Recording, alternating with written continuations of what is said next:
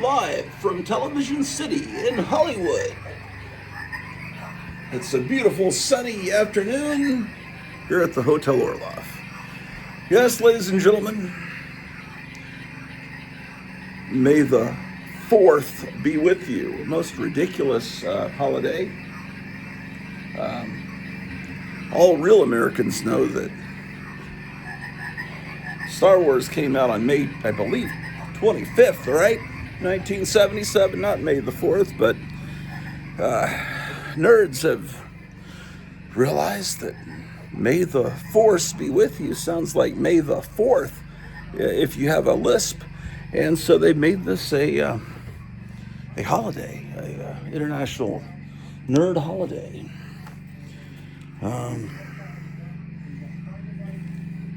Well, look at this. There's a letter from my mother dated January 5th, 1978. Just happened. That's not too far after Star Wars came out. Right? Drew the dog, you remember how great it was to see Star Wars in the theater when it came out? Man, David Wilcox on, but he started a couple hours ago. I was out mowing the lawn, so I'll watch him on a replay. I've got some work to do up in the comic room. Oh, and I've got to take a big thing of water upstairs, man. I got to take this bottled water upstairs, so hold on a second. But the tax man's taken all my dough and left me in this stately home, blazing on a Sunday afternoon, ladies and gentlemen. Beautiful day.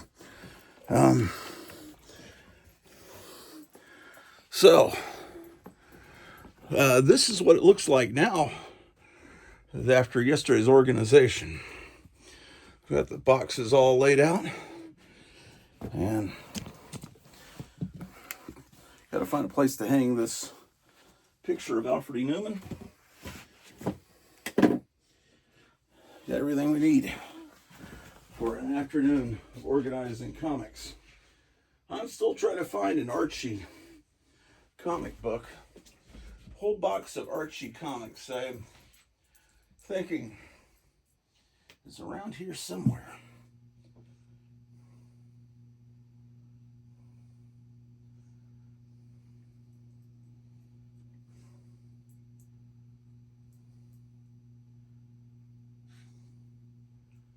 Okay. So, speaking of Star Wars, over here is hanging my childhood Star Wars poster. This was on my bedroom wall in 7th grade.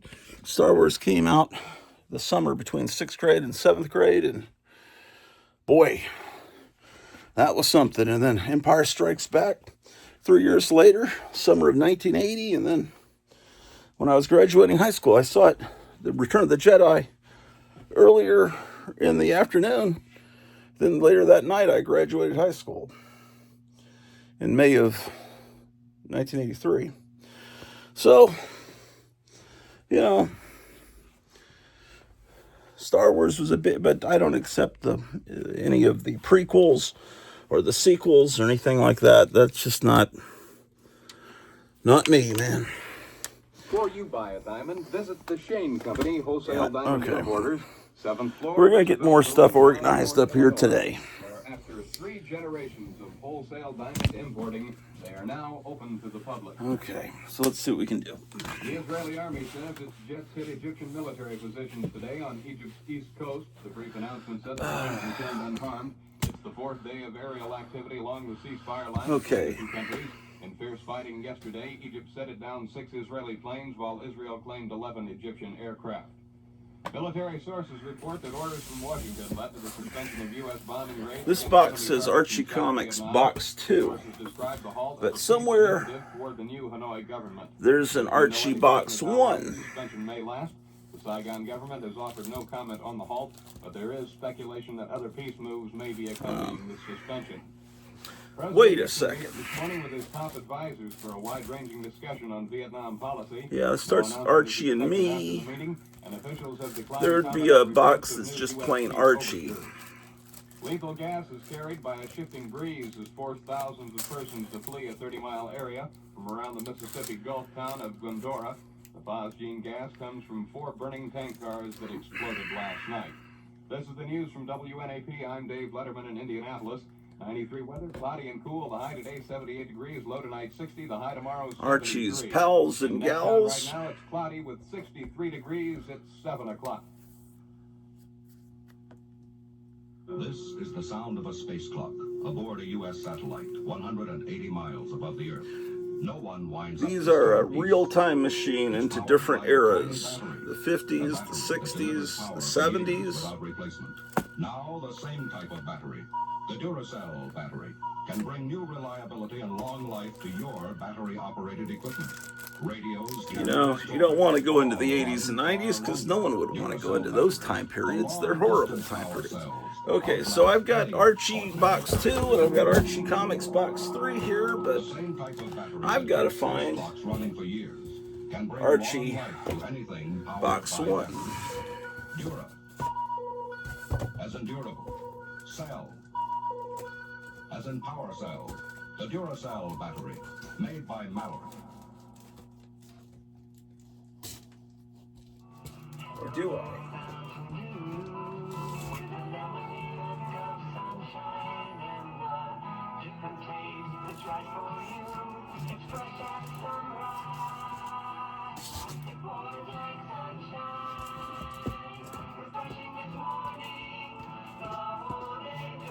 Maybe I don't. Maybe I... Oh yeah, the reason I want to find it isn't to file books into it, but to look for... Hold on. Mountain Dew, a totally different soft drink with a lemony freshness and color of sunshine. Brighten your day with Mountain Dew. Free of 16-ounce Cincinnati Reds 1975 World Champions commemorative bottle with the purchase of a 6-bottle carton of 32-ounce Pepsi Cola at participating dealers.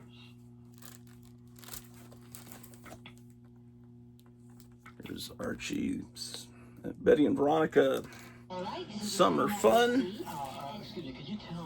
and the Christmas issues were always wonderful. I want to pin you down or anything, but within a couple of days. I can tell you exactly. I'm going out of town, and I would like to have the pictures with me, and I don't have to leave right away, but, you know, I can very well... Of course, when Batman was big on television, Now you know exactly when your pictures are ready, because it's in writing. You've written it. Oh, yes, I put it in writing right there on the... Oh, no.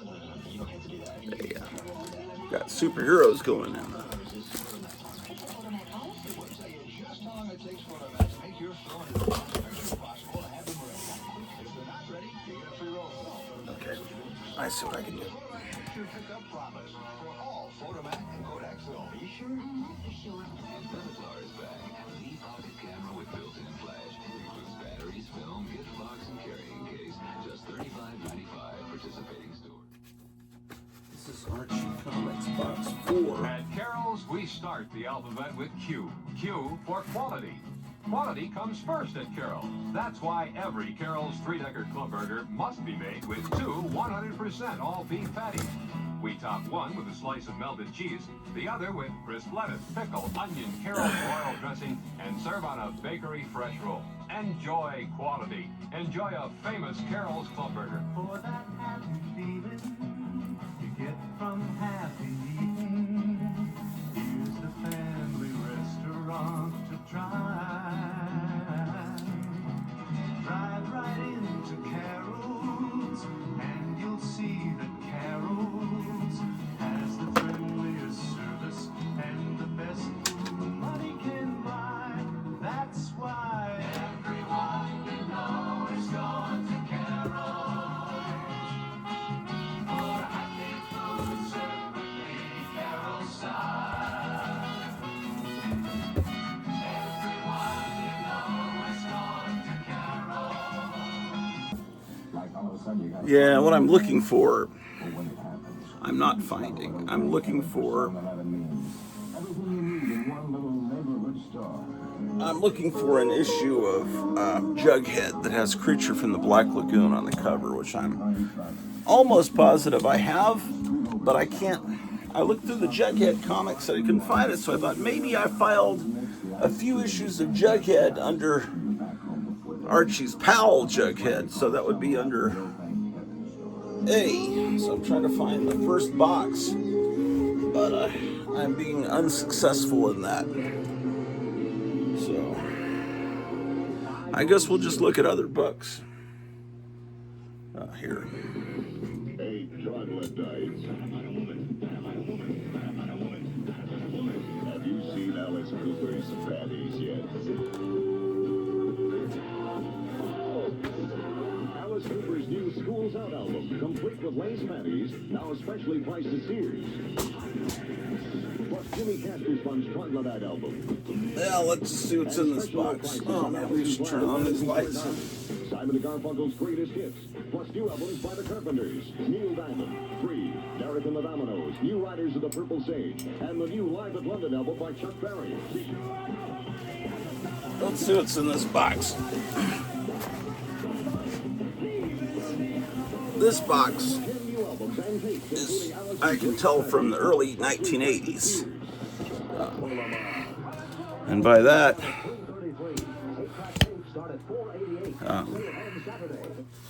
I mean the thickness. They don't make boxes like that anymore. Plus, you can kind of tell it's changed colors a little bit. Okay, what do we got here? Oh, it looks like we've got the end of the Amazing Spider-Man run. And we've got 244 here. Two copies of 244. 245. And now the New York film critics have given A Clockwork Orange their award as Best Film of the Year, and have named Stanley Kubrick Best Director of the Year. Stanley Kubrick. 246. Yeah, these are from about 1983.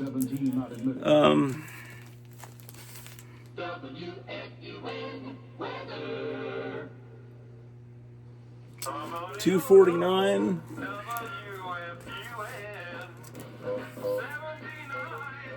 250. They're already making jokes. Normal size 250th issue. The 300th issue became a big deal with people because it had the first appearance of Venom. I had stopped reading it by, I have two copies of 250.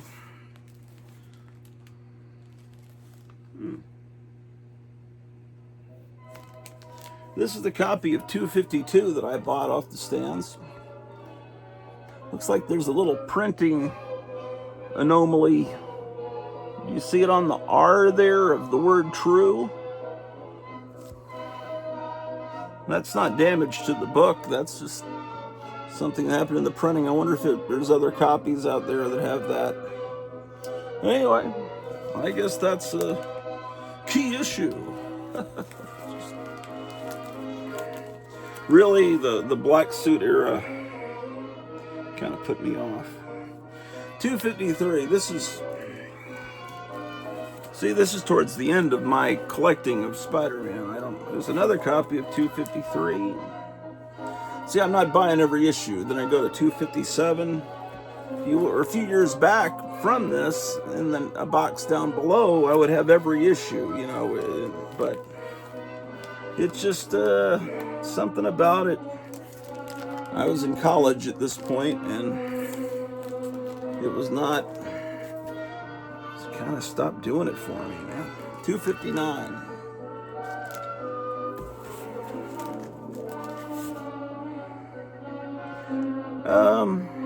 I don't know. 260. This was a photo cover.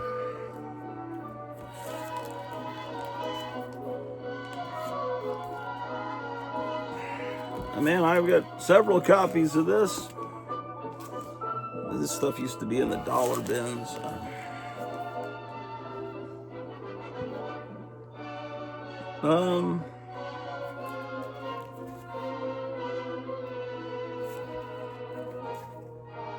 Oh yeah. This is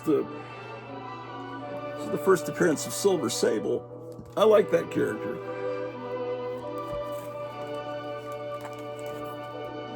There's another one. And then they did a reprint of that in the 90s. Man, I've got ice cream stains on my shirt, man. What a slob, man. It's Bluto Blutarski today hosting the show. 266.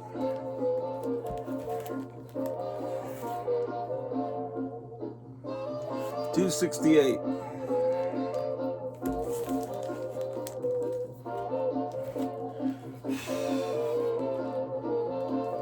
$272.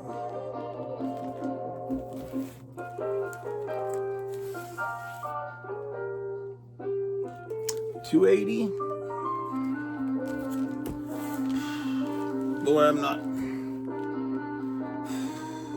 $281. The earlier issues would give me a lot more joy to look through. In fact, I'm kind of wanting to stop here. Yeah, there's no point in going forward from here.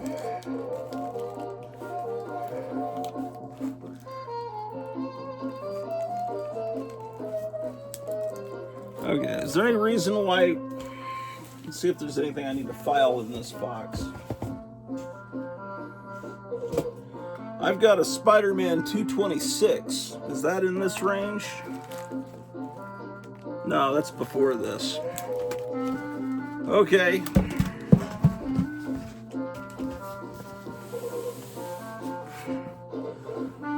So that means I need to get down to this box to file that comic. What a pain in the butt that's gonna be.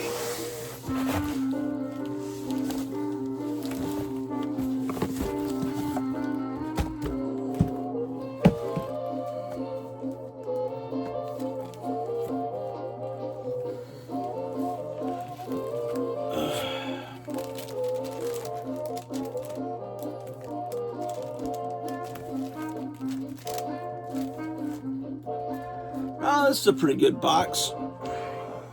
This is all right. Since, oh, and I have some stuff I need to file in this box too.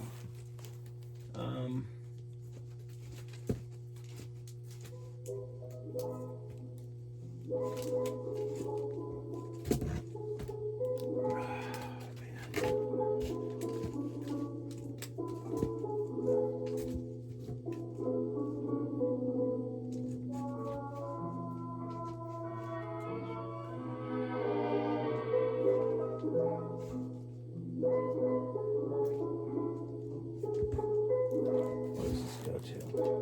Superman, okay.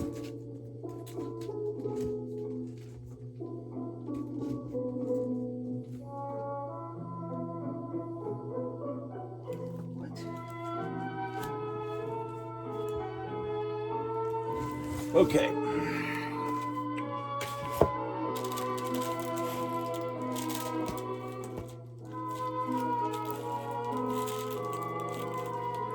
This is appropriate for today. Star Wars #1. I remember buying this at the, man, what was that bookstore? The Century Bookstore at the Forum 303 Mall.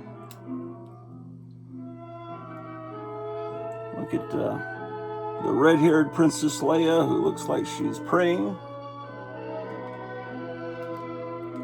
The green-helmeted Darth Vader.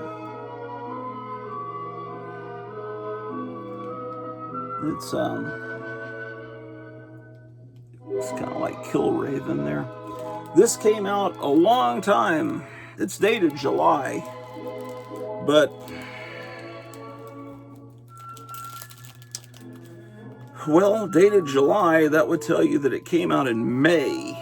Usually comics are dated 2 months in advance, but it was out before that. My memory is that when the movie came out May 25th, I think I probably saw it I didn't see it instantly. I remember my older brother took it, who was in college, and I was just leaving 6th grade. He told me, this movie is great. He took a date to see it, and he said, special effects are better than 2001. That's what he told me. And so he had seen it. I think the movie had been out at least a week before I saw it. I already had the soundtrack album before I went into the theater. And I think that I'm pretty sure this comic book was up on the 3rd issue, or at least the 2nd issue, and by early June, when it came out. Here's Star Wars issue 2. Yeah, I could use a rebagging, couldn't it? But it's better. All the rest of these Star Wars comics, none of them are even bagged. I guess I should do that, huh? Star Wars 3. With, of course, the ubiquitous Orca cover that seems like it was on every comic that whole year.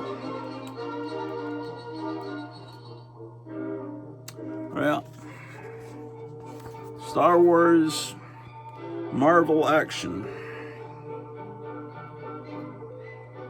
And I don't know how many times they reprinted this.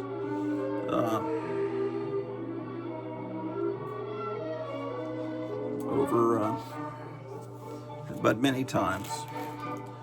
They didn't know Star Wars was going to be that big. No one did.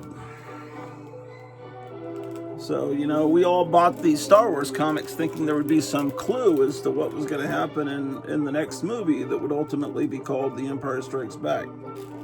Okay, so I have issue 10 here. Of course, they were all bought at the newsstand. Copies are going to be in the... Most comics are going to be newsstand copies at this point. Later on, over the years, the 80s and into by the early 90s, by the mid-90s, almost all comics were direct distributed comics right to comic stores. But at this point, kids like me were still buying them off the newsstand.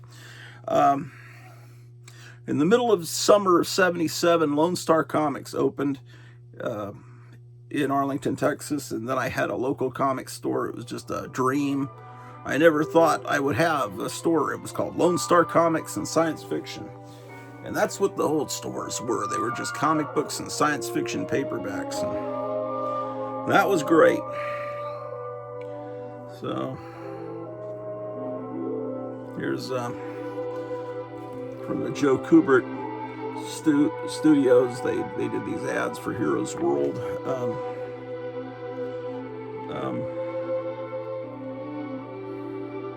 Well, this was them. They were allowed to go on with the characters after they finished adapting the movie, but they weren't allowed to do anything to progress the characters. They couldn't really move their story arc forward. They could do things, but they had to kind of keep wearing the same clothes and not really progress in any way because they were still planning out The Empire Strikes Back. Anyway, this is my childhood copy of issue 10, but I just won as a prize from Night Tiger Comics, who did a live stream last night. I'm just in the middle of watching. This is one that was sold in a comic store. This was a direct distributed one, or it was one of the reprints. Well, I'm not sure, because it seems like it's kind of early to be getting the direct distributed comics. But I don't know. It could be. And then I won this copy of issue 13 from him.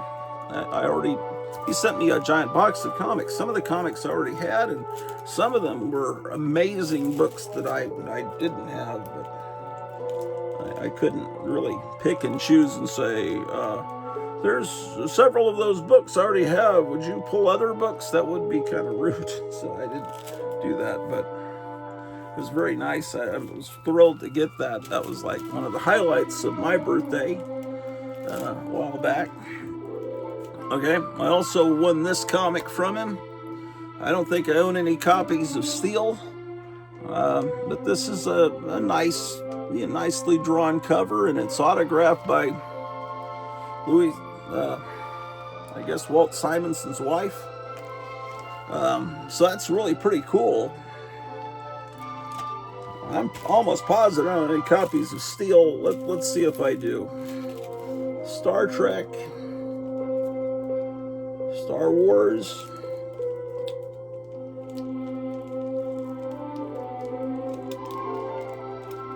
Strange Adventures. Oh, I have the real Steel. There was another.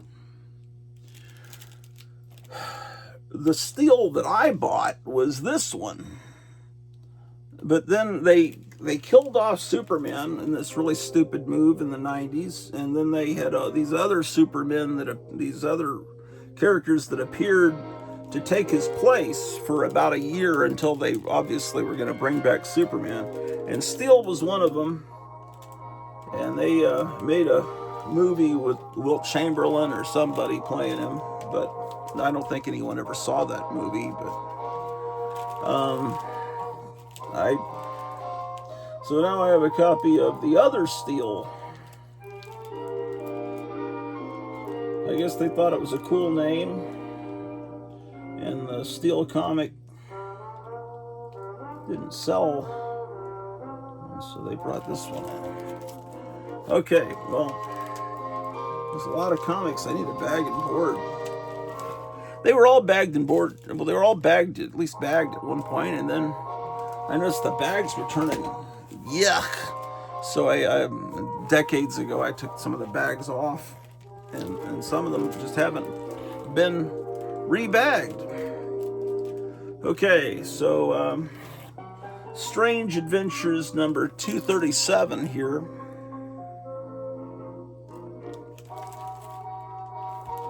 And then the other Strange Adventures are in the Silver Age boxes. Here's this one is 241. Then I have an issue. There was nothing left at the comic book spinner rack or at the comic book rack in the PX the day that I picked up an issue of Strange Sports. Now, I like strange stuff and I like horror, but sports put me off. But I bought that when it came out. Okay, so I've got this really terrible condition comic. Terrible. It's just, ugh. But I'm going to file it in here with the other ones. 239.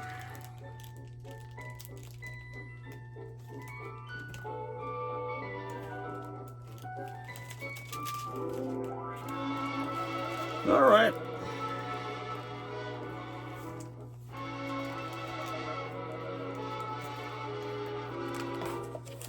I bought this comic for my wife, so I'm going to file this somewhere else because I'm going to start a box just of her books.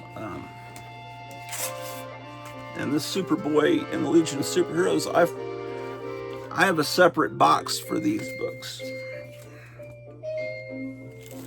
So what else is in this box? Well, we've got it. Oh, there's another Strawberry Shortcake. Wait, it's the same book, isn't it? I have 2 copies of this. Which one's in better shape? That'll be the one she gets. She's 13 years younger than me, so she, this was part of her childhood. I should just give her both of them, but it's all part of the sickness. You want to accumulate everything. It's a key issue. It's the first appearance of Huzak.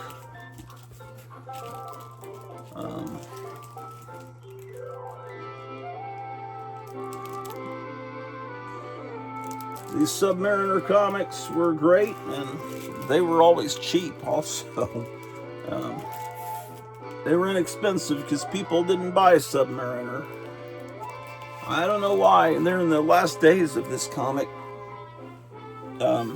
Bill Everett came back before he passed away and did some great art.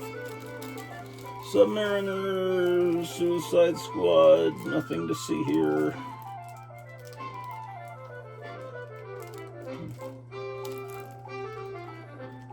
Oh, here's a couple of good books. Look at Super DC Giant, Aquaman.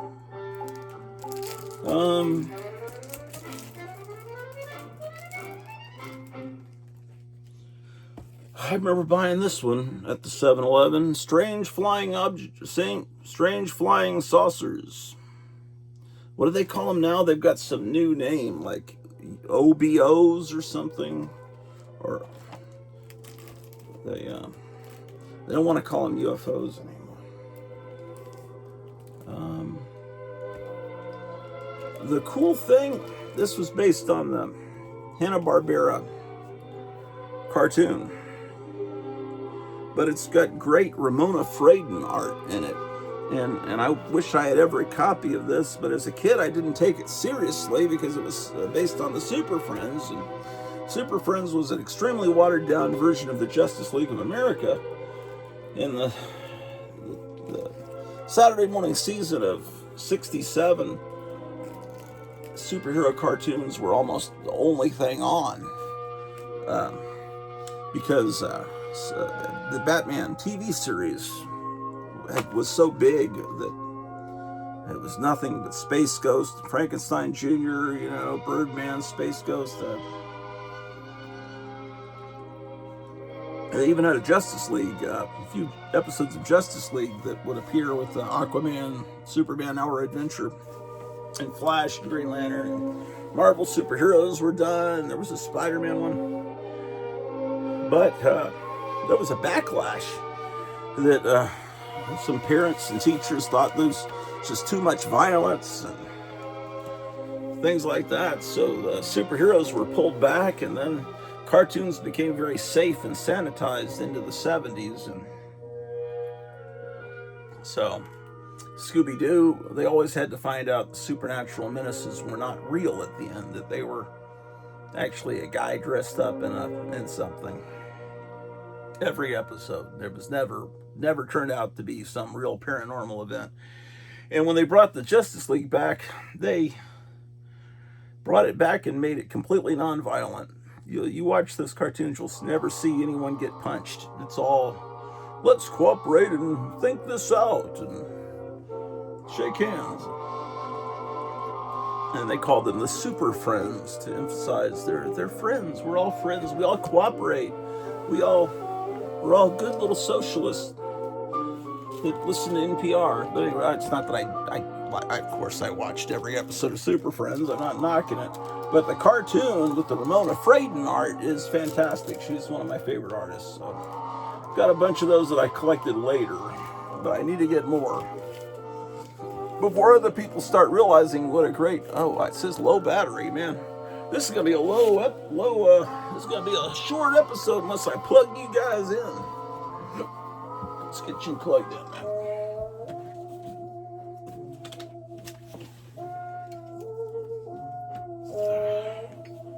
Low battery indeed.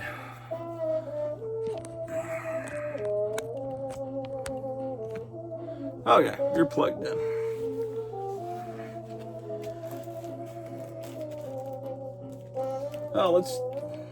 We were just talking about these. Here's a good, I was talking about Kevin Johnson, the owner of Gotham City Comics in Mesa, Arizona, is a good friend, and he owns a comic store, and so I get little insight into what's going on in the zeitgeist from him, from what happens, and he tells me there's more than a few people coming into the store just looking for covers with crypto on them because they saw crypto never heard of him before, but they saw him in the trailer for the new Superman movie, and people are seeking out these books. But, I mean, the way to get lots of crypto would be to go with the adventure comics from the 60s. The Superboy comics. I mean, Superboy was in adventure, but anyway, since Superboy doesn't really exist in the DC universe anymore due to legal wrangling with Siegel and Schuster's estates, they put they put the dog Crypto with Supergirl now, because Superboy was, of course, Superman as a boy, but Siegel and Schuster, they signed over the rights to Superman to DC, to National, but they never really technically signed the rights over to Superboy, which was created later in the late 40s. So the court declared that they owned Superboy. And so DC had to change it. Superboy became a different character who was a clone, where they mixed the DNA of Lex Luthor and Clark Kent, I think. And he wears a black t-shirt with Superman, but he's not Superman when he's a boy. In fact, I think in the current way that they look at it, Superman didn't become the guy in the costume until he was an adult. Whereas in the Silver Age, he was wearing that costume when he was a baby. They had the Adventures of Super Baby. But I don't know. The Siegel and Schuster family, they have rights to the Superboy character, but what can they do with them? I don't know how it, other than punishing DC, I don't see how they benefit from it. But I don't know. So that's why Crypto is kind of orphaned. Superboy being Superman's dog that was sent from Krypton in a test rocket before they sent him as a baby. And so anyway, whatever. Now Crypto has to be a pal of Superman as an adult. Okay, so, this is what I was talking about with Kevin also. Let me pull these out. Let me whip this out. Okay, these, I was in, what was that bookstore? I think it was called G. Sanders Books in Pantego, Texas. Right there behind the Safeway.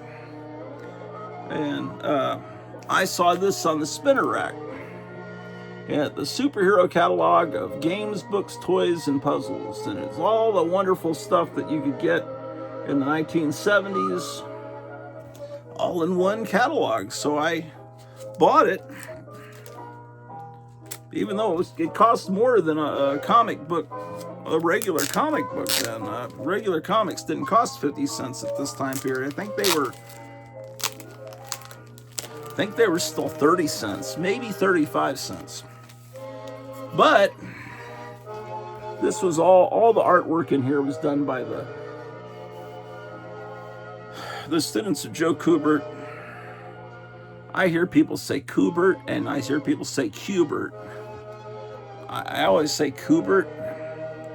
I could be wrong. Kubert makes me think of that little weird video game character. I need to look at this because I'm trying to figure this out. I'll tell you what I'm trying to figure. I ordered from this catalog, and I see that the forms are here. So I'm wondering if I had my mom print all the information so I didn't cut pages out, because I didn't like to cut pages out of books. I'm just looking to see if any pages have been removed. It might have been I ordered from the second volume of this. But anyway, I ordered a copy of Comics, a book by Les Daniels. It's a wonderful book. I say they have all the treasuries for $2. Back issues of Foom. This was a comic store in New Jersey called Heroes World that put out these catalogs of all their merchandise. Yeah.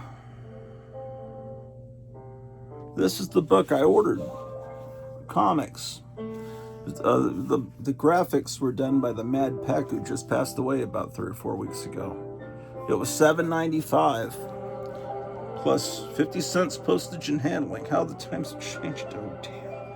They had this. This book's so expensive now. It was $25 back then. Shoot. Yeah, the most recent issue of the price guide was the 1976 issue. So this is, let's see what the date says. Oh my gosh,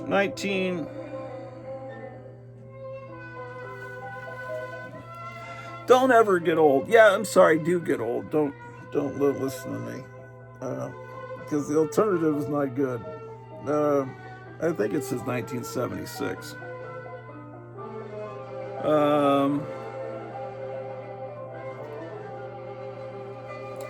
Well, it's you find these at a convention or something. They're well worth getting because it just shows all the merchandise. How is it I never bought this life-size Cornelius as a kid? I've never seen these for sale. Or this giant Batman, Superman. Imagine what those would look like on the wall here. Have you ever seen those? You ever seen a life-size Cornelius? Why didn't I get this? Of course, I know the answer is that you don't have unlimited money as a 6th grader, a 7th grader. See, this artwork here is actually by Marie Severin, but everything else is done by the students at that school.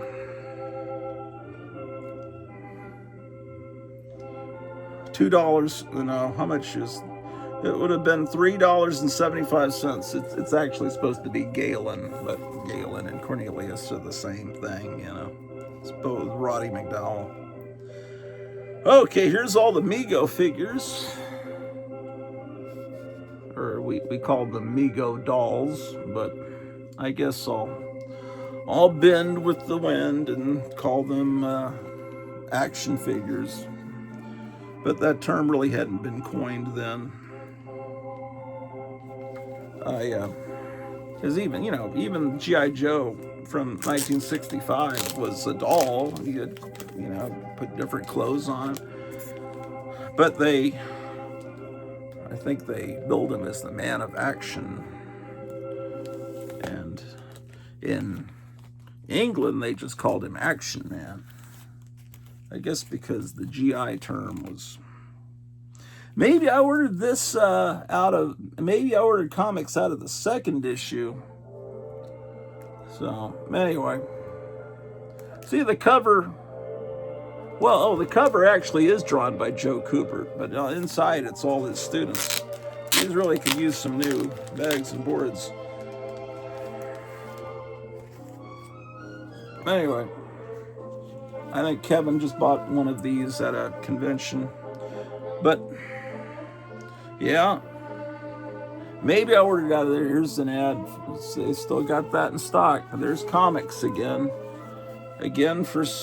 Now it's $9. There's originally $9.95. Now slashed to $5.95. You could get that. This is one of the greatest books ever. If you don't have that in your library, this one is too.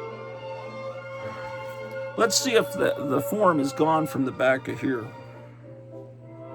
Yeah, it is. Look, this is where I ordered it. See? Now, I never cut any value stamps out of comics, but I did cut this out to get that copy of comics. But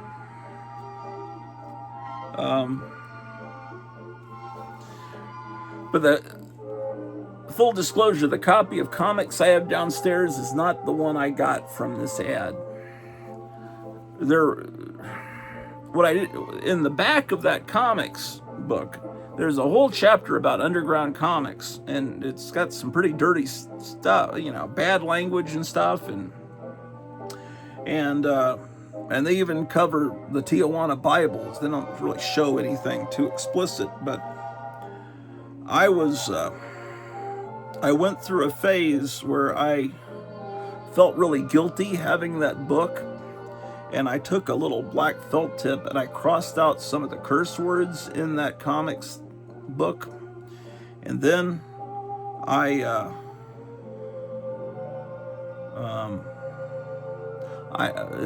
because I just was feeling all sinful having that book, and then years later I realized you don't censor books, so I bought a second copy of it, right? And then this friend of mine's son, I gave that copy to him because I didn't want a copy with crossouts in it to him. So now I have, the copy I have is the second one I bought. So anyway, if you ever find a copy with some little felt tip, because I'm sure that guy screw up and didn't keep that book. It's probably out there somewhere or in a dumpster somewhere. Anyway, I did that. I feel guilty about it. Yeah, here's the ad where you could join this school of graphic art and learn how to be a comic book artist. And they introduced this superhero that's going to be the mascot of this company here, and you got to come up with his name, right? So that's a contest for his name. So anyway, that's when I ordered it. I'm not going to open all these because I'd be here all day, man. The next issue, what happened is I'll open this one. Because I ordered that book, they put me on the mailing list, and they just started mailing me these catalogs, so I didn't have to keep buying them. In fact, this one, yeah, it's got my childhood address on it. See? All the rest of these were just mailed to me for free because they figured, we got a sucker living at that address. So this one's after post-Star Wars coming out. So they've got the Death Star and the Star Wars masks and everything on it. Well, it's just the serendipity, the luck of it. You know, it's May the 4th, May the 4th, the holiday about Star Wars. And it's like, look at all the Star Wars stuff I'm just stumbling into, just pulling this box down. That ring light's gonna burn my eyes out. I'm gonna have to go turn that off. Anyway, just lots of cool goodies.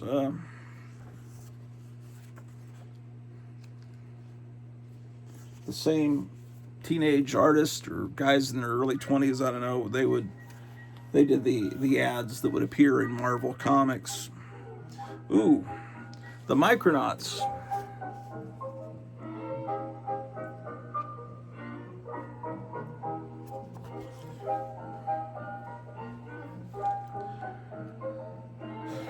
Oh, here's the big 2-page Star Wars spread. Oh, you could get man, what? How low would you have to be? Well, I don't know. I mean, I guess I shouldn't make fun of people that got the lightsaber toothbrush, but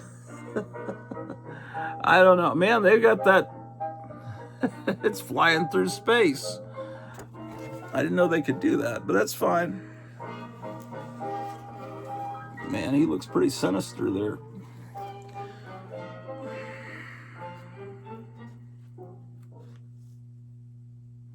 I remember these posters being at the Skaggs Albertsons. I never got any of them, but these were color. They were really real. This was like, I don't know who this artist was, but it's a really realistic Alex Ross kind of interpretation of Batman, and the Hulk wasn't as good. The Superman one was really close to kind of an Alex Ross kind of look. And then this is before the Christopher Reeve movie came out, and they had a Thor one. Wonder Woman's pretty good, but the ones that I thought were the best were the Superman and the Batman, and Spider-Man's. And then they have a cartoon panel at the bottom. I never got those posters, man. Okay, so here's that little hero again, and he's got a little monkey assistant.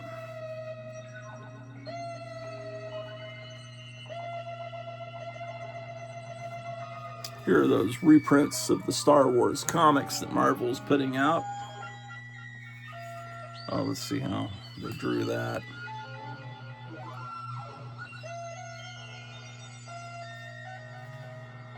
Because this was sold on newsstands to kids, and so I was wondering how they drew the Moon Maid there, the Frazetta art. They kind of didn't make it. They kind of censored it a bit. Here's a whole book of the Joe Kubert art students' art they're selling. Yeah, well, those were the days, my friends. We thought they'd never end. So, and then the hits just kept on coming. They just kept sending me these catalogs all through the rest of the 70s, I guess.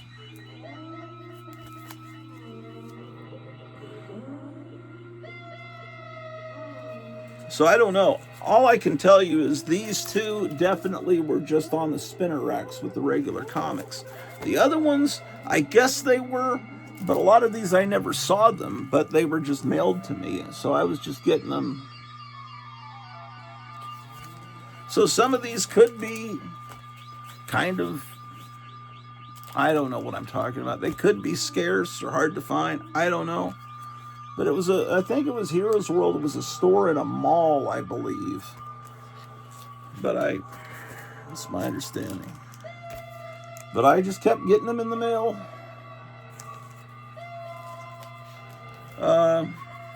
And I don't really know how these are numbered, because here's one that's the Heroes World catalog. It's number 1 again. So they started the numbering over again. So I imagine mycomicshop.com, if you look these up, and this is Heroes World catalog 2, I think I filed them in here by date. So this is the whole. There may be some others. I'll have to look later on mycomicshop.com and see if I'm missing any. But anyway, it's if you're nostalgic for that time period, these would be the ones to get. Let's see, what's my earliest Bronze Age Superman is 262. All my Silver Age Superman are over there in other boxes, but 20 cents, the 20-cent era, which is when I really started to get superhero comics, and up is all in the boxes back behind.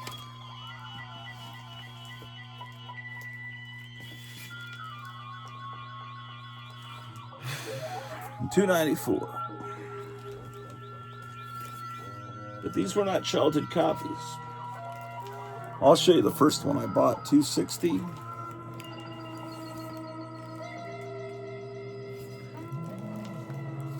$2.61.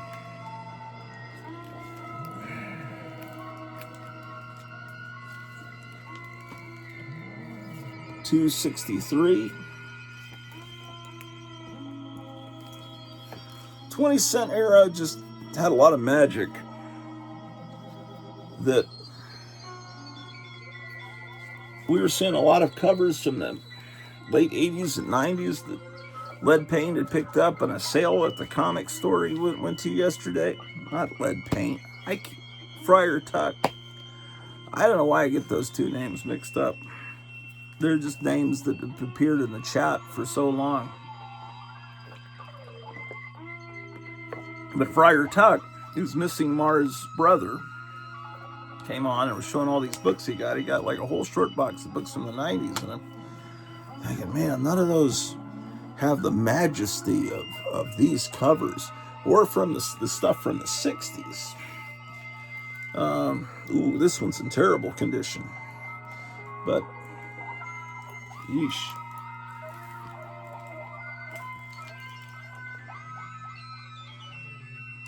Yeah, this is just the time period I prefer. Look at that. Incredible.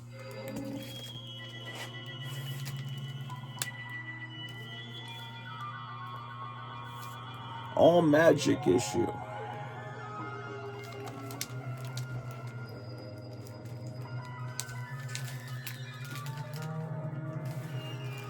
Oh, here it is. It's not even bagged and boarded. The first Superman comic I ever bought. This would have been 3rd grade. Is it 3rd grade? Let's see. March 1974. Yes, definitely the end of my 3rd grade year. So this is where it all began with Superman. Of course, I'd been watching the TV George Reeves shows during 2nd grade. Those were on TV in Hampton, Virginia, but I bought this from the PX in San Antonio, Fort Sam Houston. And this next issue, just admiring how Yeah, I'm just looking at how how I took care of comics as, how old are you in third grade? 8, 9? 274. I bought this one off the rack too. Isn't that a great cover? Is this an early Ernie Chua? Because I always admired the art on this cover. And his artwork, Ernie Chua, who later became Ernie Chan's, his artwork in, I don't know if he started at DC this early. This is April of 74, it's the next month. When 8-track was the way to go.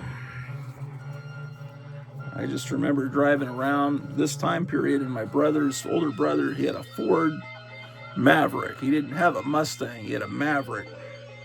It was just falling apart. And he had an 8-track player. I remember the clunk, clunk, and the way it would turn, it would go, the song. In the middle of a song, there'd be a clunk, and you go to the next track. It was wonderful.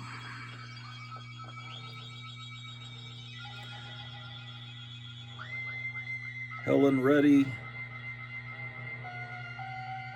Gilbert O'Sullivan, Jim Croce. My brother had a Jim Croce 8-track, and Carpenters, and The Best of Bread, and I remember all the 8-tracks he had. And the best thing, he had the Beach Boys' Endless Summer, and that's how I became aware of the Beach Boys music. That, and there was at least one Beach Boys track on the soundtrack to American Graffiti, and that's how I learned about that music that has made my life so wonderful. Okay, so that's those two I bought as a kid. This one I didn't. I bought this one later. Pretty sure.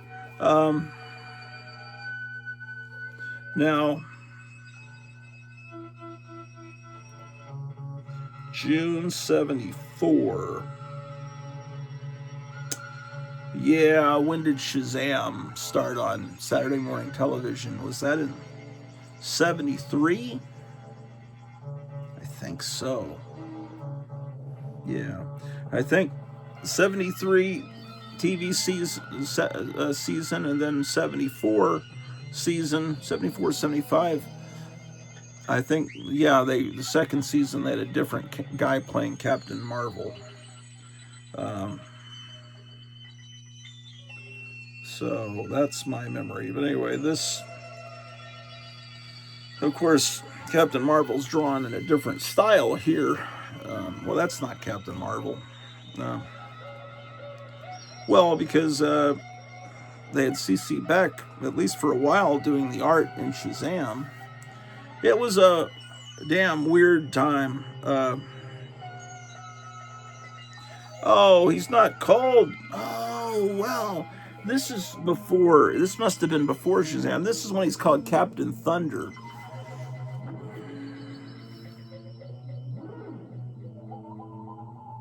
What?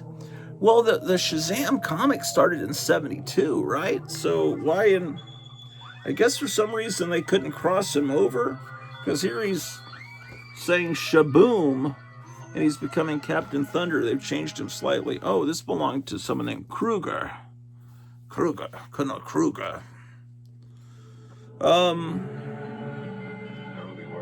It's basically the Superman Captain Marvel fight that Harvey Kurtzman wrote and Wally Wood drew in the Mad comic in the early 50s.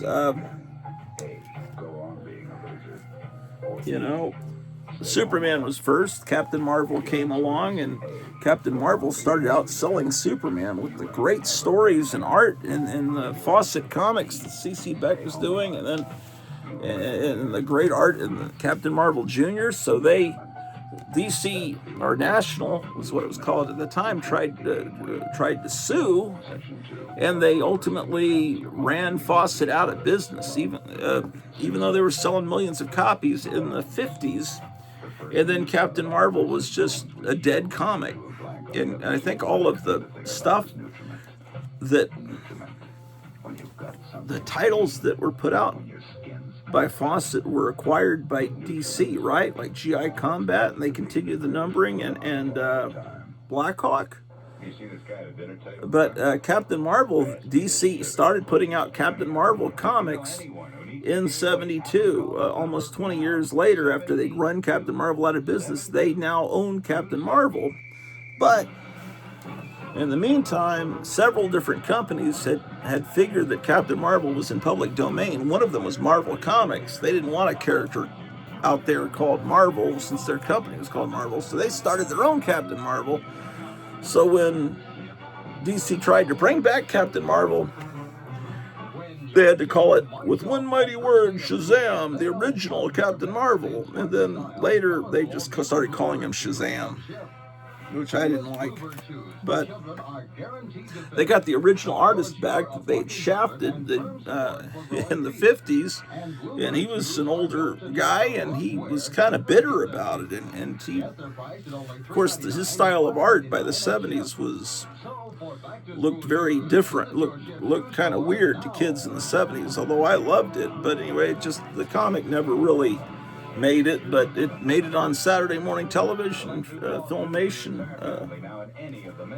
Anyway, just enjoying looking at these early 70s Superman comics. Big hide, all the gang of the Lucky Circle Stables, which is 95th and Keene. Groovy place to ride, groovy people over there too, nice friendly horses, that sort of thing. Well, I've got another copy of that. I did less riding this summer. I'm just ashamed. There's so many comics I don't have bagged and boarded, and will I ever be able to afford to do it? I don't know. Okay, that's the end of that box. But anyway, that's the way it was. 1973, 74. I don't know, man. This is no high-class comic book collection here, man. This is just working man's collection. This is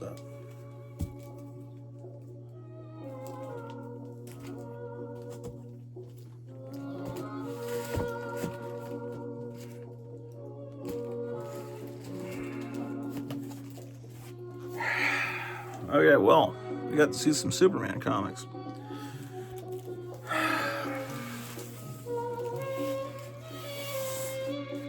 I'm still looking forward to that Superman movie. I don't care. All these people on the internet are saying it's going to be shitty.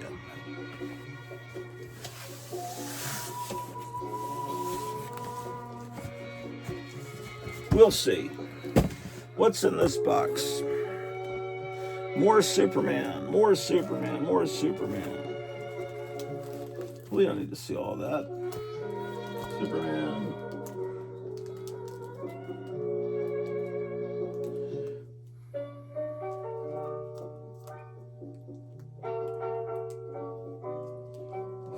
This was so confusing. This Jimmy Olsen comic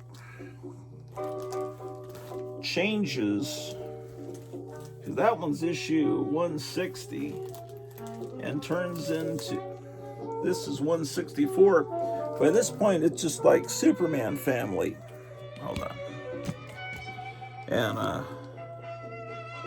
but it says Jimmy Olsen Presents. But you just got to know that Superman Family has not been printed that long. It does not have 160 previous issues. So you have to file it after Jimmy Olsen. And Superman Family was a great, oh boy. Where's the first one I bought? It was a little bit thinner issue.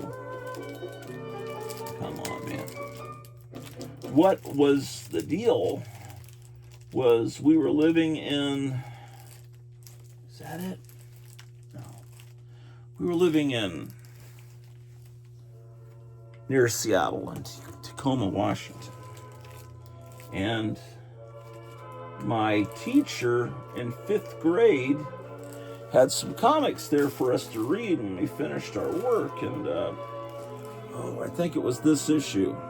He had this issue, and And I read it, and it's fantastic, you know. It's just the Silver Age goodness. It may not have been this issue. It had a super baby story. I never was aware that there were stories of Superman as a baby flying around in his costume already. But these are great books that reprint the old stories, and this is how you learned about this era. There's something kind of wonderful about picking out a comic and not having to pull it out of a bag and board. Honestly, it's very liberating. I know it's a very risky thing and it's stupid, but there's something, that's the way it used to be. It's just like, I don't know, something very, I don't know, man. Well, it looks like what they would do is they would have an original story with art by Kurt Schaffenberger. Kurt Schaffenberger is one of my favorite artists, but he's a very Silver Age looking artist, but you can tell it is the mid 1970s when he's drawing this based on just the fashions. But his art looks like it's from the Kennedy era or the 50s, which is great. But what gives it away, you know, look at the hair length on that guy. So it's 70s, although it looks Silver Age, but it confuses you. But they would have an original Jimmy Olsen story at the front of it, because technically it's still Jimmy Olsen, and then as you get towards the back, then you'd have the stuff, the good, not that that wasn't good stuff, you'd have the stuff from the 50s and 60s. Oh my gosh, I gotta pull these out this summer and read them, man. I was mowing the lawn earlier today, and I was thinking, you have these flashbacks when you're doing these things to childhood when I mowed the lawn, and something about mowing the lawn makes me think of comic books, because I would mow the lawn and get paid, and then I would go buy comics as a kid, and there's something about mowing the lawn that makes me want to read 1960s and 1950s Superman comics or Superboy and the Legion of Superheroes. It's like the natural consequence of mowing the lawn. It's just something about a summer. I gotta turn that damn light off. See that over there? I'm staring at that. That's for the birds. Let's see if it doesn't look just as good.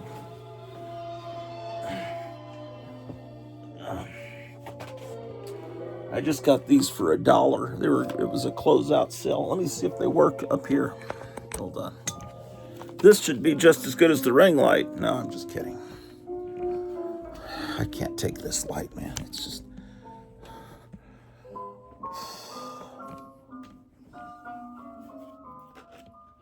awful, horrible.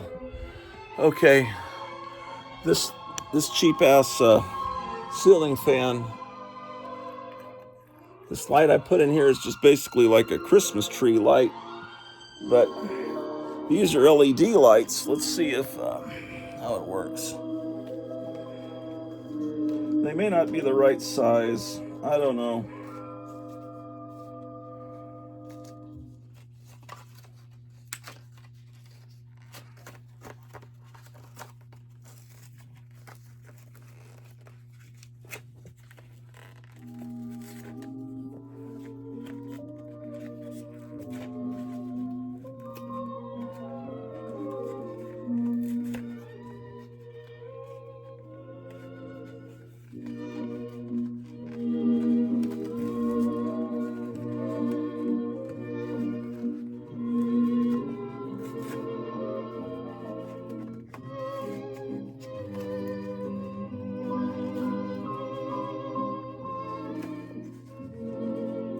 This is music that would have played in a Sears or some kind of department store circa late 1950s, possibly early 60s.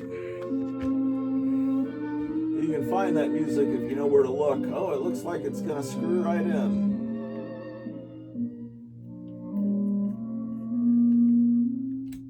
Wow.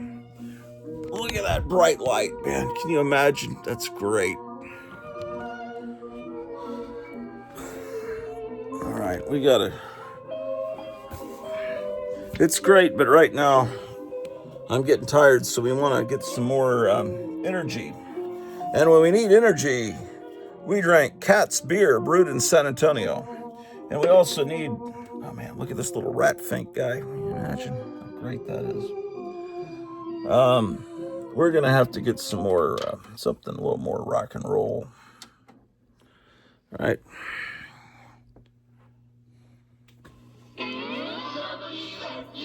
And guys, have you tried Liquid Death? Of course. How long's it been since you had a nice can of Liquid Death? Mister, that's been too long. All right. Incredible.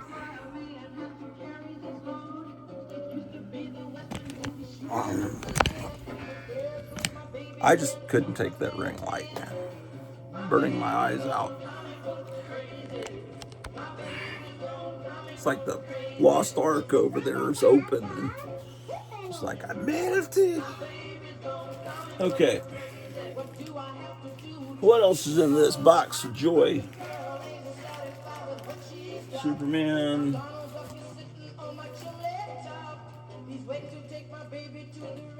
Super villain team up. Ooh. This is a good book. Super Team Family. You know about that book? Well, you need to learn about that book. And then it looks like then it moves into Swamp Thing. Here's the second issue of Swamp Thing. I don't have the first issue. I wish I did. 3, but a fortune hasn't smiled upon me yet. 5. I mean, I've got reprints of all of them, but you all have all of those. You don't need to see them. Okay. We got to get to the bottom of this box here, down here, to get that Spider-Man comic filed, and then. This is Dr. Grotu Orloff. You're tuned in to the greatest radio station in the history of mankind. 106.9 FM.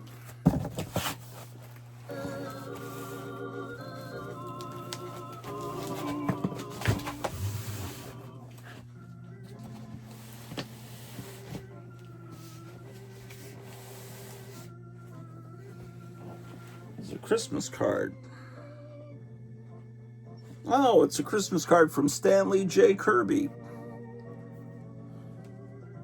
Season's greetings, Gratu. I hope you and your wife are doing well. I've sent you some comic books, a comic zine, and a CD, which was one of the comics is based on. A bit crude, perhaps, but they ooze lowbrow coolness as far as I'm concerned. Besides, Marvel and DC are not putting out anything half as interesting except reprints. Hoping 2024 will be the year I finally visit Castle Gratu. Keep making episodes and putting trash pop culture to the masses. Thank you for, this is old obviously, thank you for reminding me of my mission of, because what I've always, if I had done this show, if YouTube had existed decades ago, like when I was helping with the show The Hypnotic Eye, I would have remembered my focus, but for some reason I'm just doing a show that's comic book centric, but that's not who I am. Comic books are great, but trash pop culture, that's a great way of putting it. And what that means is the kind of rock and roll, the kind of comic books, the magazines, the pin-up magazines, the toys, it's all was considered trash by parents and teachers. It was the stuff that is like, yeah, get rid of that. That's bad for you. Mad Magazine, perfect example, and all of its imitators, cracked, sick. The stuff that it's considered trash, wacky packages, all this stuff that It's the opposite of highbrow culture. It's not stuff that would ever be talked about on NPR. It's not.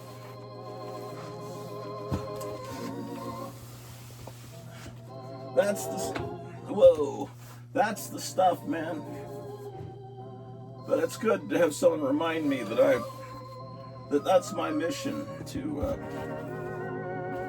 talk about that stuff. This would be more of a music-centered show, except you can't play music on YouTube. It's horrible. Yesterday's show, Gary we were doing a live broadcast, and Gary Davis in Colorado went into 4 different comic stores. It was Free Comic Book Day. He was looking for free comics, and he let me move this light closer. He wound up going into one, and they were playing disco music in there, man. Like Casey and the Sunshine Band and stuff, and I thought, I'm going to get a copyright claim on some. The only thing I got a copyright, it was actually Kid Rock. There was a Kid Rock song that was playing. Maybe that was at a different store. Kid Rock isn't disco. Anyway, the Kid Rock song got me not just a copyright claim, but got me blocked in Russia and Belarus. Those 2 countries are not allowed to hear Kid Rock. Usually, when you get a serious block on YouTube for music playing in the background, it's for it's Russia that's blocked. It used to be North Korea and Iran, and you don't even think about those people watching YouTube, but I guess they do. I've seen a guy from Russia that does a YouTube channel, and he drives around and goes into the supermarkets and stuff, shows what it's like to live there. It's kind of interesting.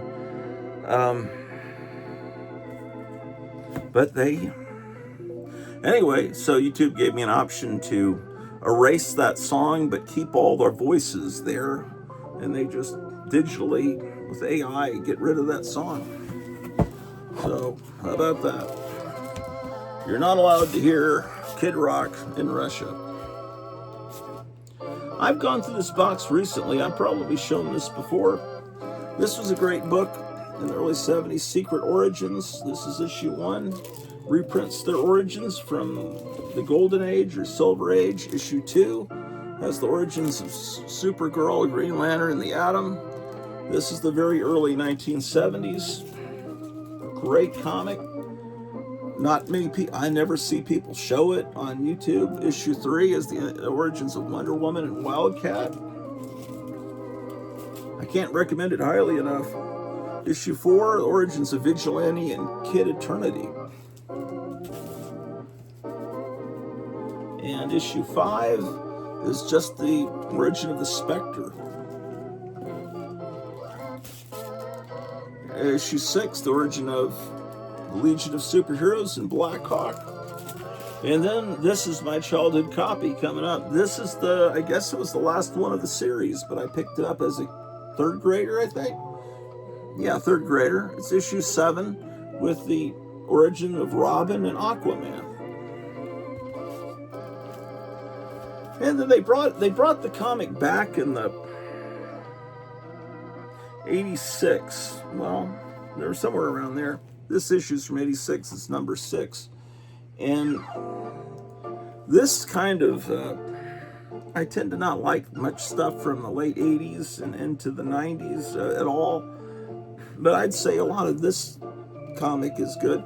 It wasn't that everything in the 80s was bad. It's just kind of, the 80s to me, the end of the 80s, once Spider-Man put on the black suit and Venom and Carnage came along over at Marvel and they did all the Secret Wars, I wasn't into that. And at DC, when they did the Crisis on Infinite Earths and got rid of all the other Earths, I didn't like that. But this is post-Crisis, and I like it. They would always have, they had a lot of, they had modern and they always would have a Golden Age hero. in the Secret Origins comic. Roy Thomas was behind this book, I think. So this was a good book. This is a book to look for in the dollar bins.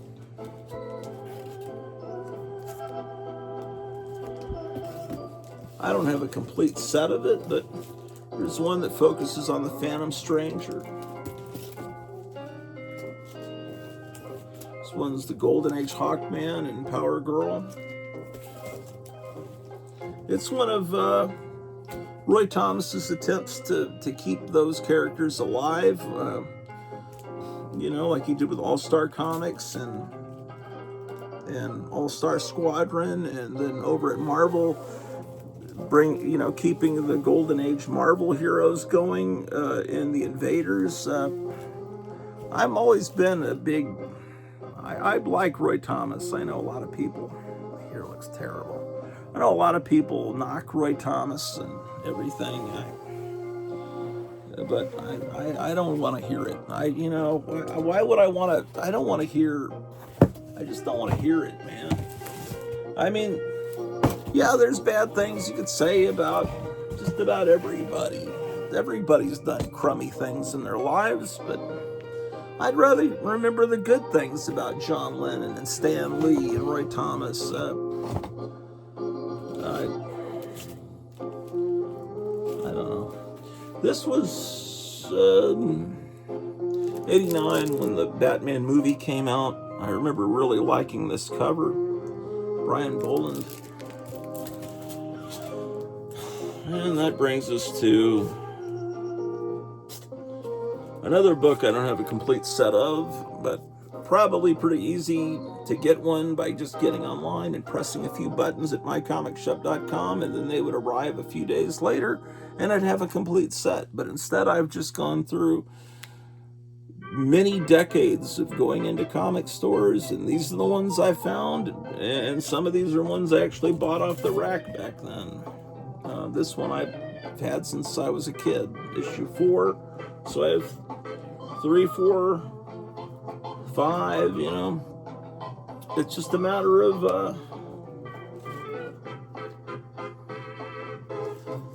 I don't know.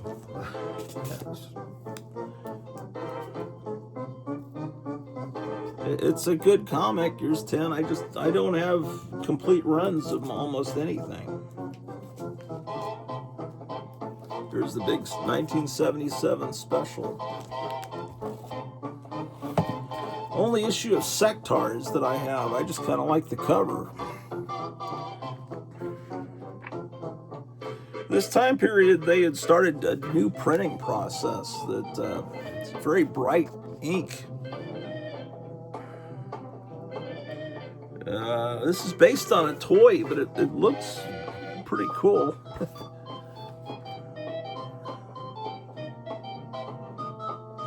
This, who is this artist, man? Steve Geiger is the pencils. Who is, Bill Mantlow's writing the story, but it doesn't tell you who inked it. Oh, yes, it does too, man. Look, there's a whole army of people that inked it. All those names down here on the bottom of the rock are inkers. Joe Del Beato, Mike Esposito, Steve Geiger, who's the guy that did the pencils, Mark McKenna, Pat Redding, and Keith Williams. That is wild that so many people. It must have been like sounds like, you know, like a bunch of guys sitting around in a room drinking beer and inking, having an inking party to get this thing done. It'd be like the Eisner studio or something, a bunch of guys sitting in a sweatshop. I don't know. It's a beautiful book. Anyway, I vaguely remember the toys being cool, but that's past my time period of, I was in college at this time. This book I got, I can tell this came from the quarter bin at Lone Star Comics. They would stamp their books. Once they put them in the quarter bin, they were stamped, and they were just put in there without bags and boards. And then we've got Sergeant Fury. This is the first Bronze Age issue of Sergeant Fury. You can see it becomes more consistent. The 20-cent logo, instead of just being in a round circle, that identifies it as the first month. And also the strip across the top was what I consider the Bronze. Some people consider 15-cent comics to be the Bronze Age. I don't. I consider that still the Silver Age. Do you see how there's more space between the M and the A? There's space between the M and A and between the A and the R, and then the other letters are a little closer together. Same thing here. They tightened it up. Let me show you. By 111, they tightened them up. Do you see that? You can really see it when you look at it like this. Anyway. This is issue 111. These were, I thought at the time these were all reprints, but apparently every other issue was a reprint from the 60s. And then there were new stories in the alternating issues, but the new stories were done by the old artists, so you really couldn't. And it was almost like you really couldn't, it was hard to tell which ones were reprints. Oh, this one's not in very good shape, but sure cool.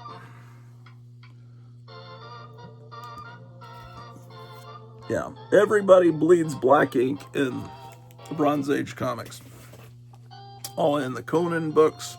You get slashed by Conan's sword or Kull's axe. Black India ink comes out. Or an alligator, everything had black ink.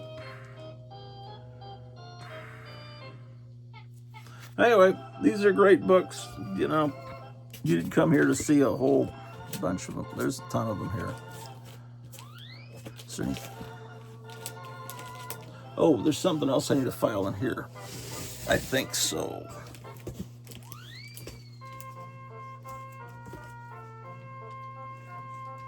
Yes, there is. I just recently got this issue of The Shadow.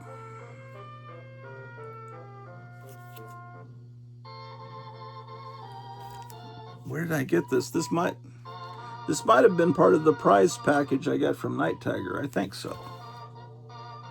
Okay, so what's doing it? The Shadow number 8.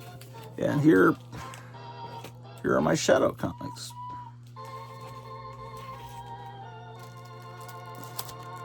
There's nothing like this in the 80s and 90s.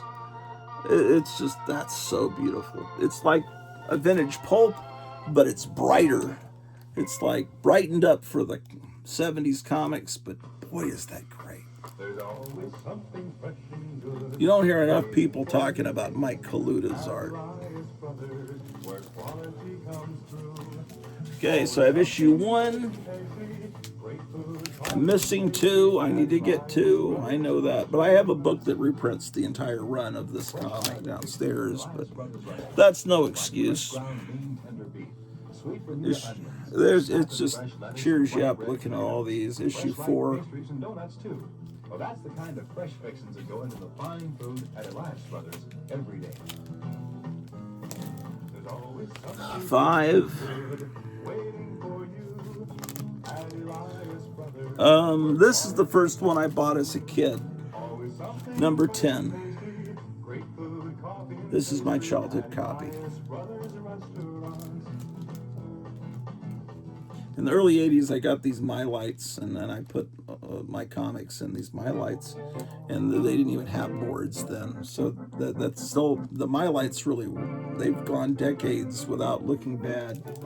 But I could use a board. Yeah, I know that. Okay, so issue 8 goes before 10. I learned that on Sesame Street. And then here's issue 11. I bought this as a kid, too.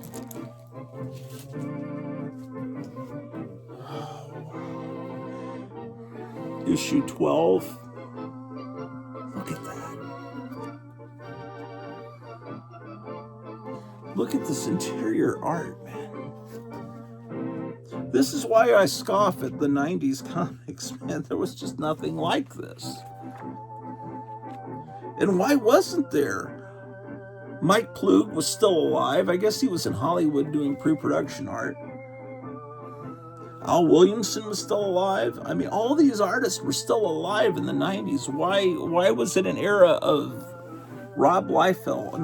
I hear Rob Liefeld's a nice guy and everything, but why did art turn into that Todd McFarlane kind of style art when all these greats were still around? Mike Kaluta, maybe they weren't working for comics anymore, I guess. But anyway, that comic I guess it didn't sell because they canceled it. Then DC later, by the late 80s, was doing a comic that looked like this. And now the artwork looks like that. You can see there's kind of a... I guess it looks okay on this page. But... And then this is the World of Metropolis. Like, what even is that? Much it'd be some artist I like. Oh, that's John Byrne. I'm sorry, John Byrne. I do love John Byrne on the X-Men, but here I don't like John Byrne on Superman too much. Sorry. Sorry about that.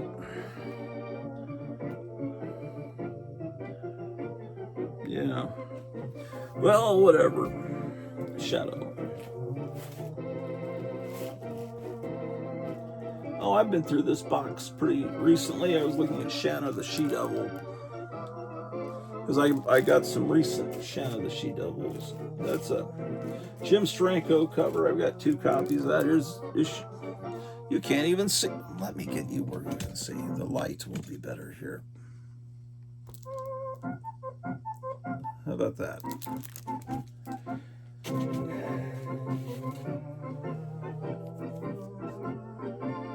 Three,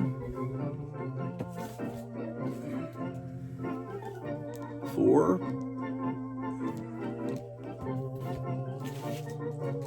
5. And the reason I was in this box recently was to put this series by Frank Cho in there. He's a good artist today. There are good artists working in comics today. It's just they're few and far between.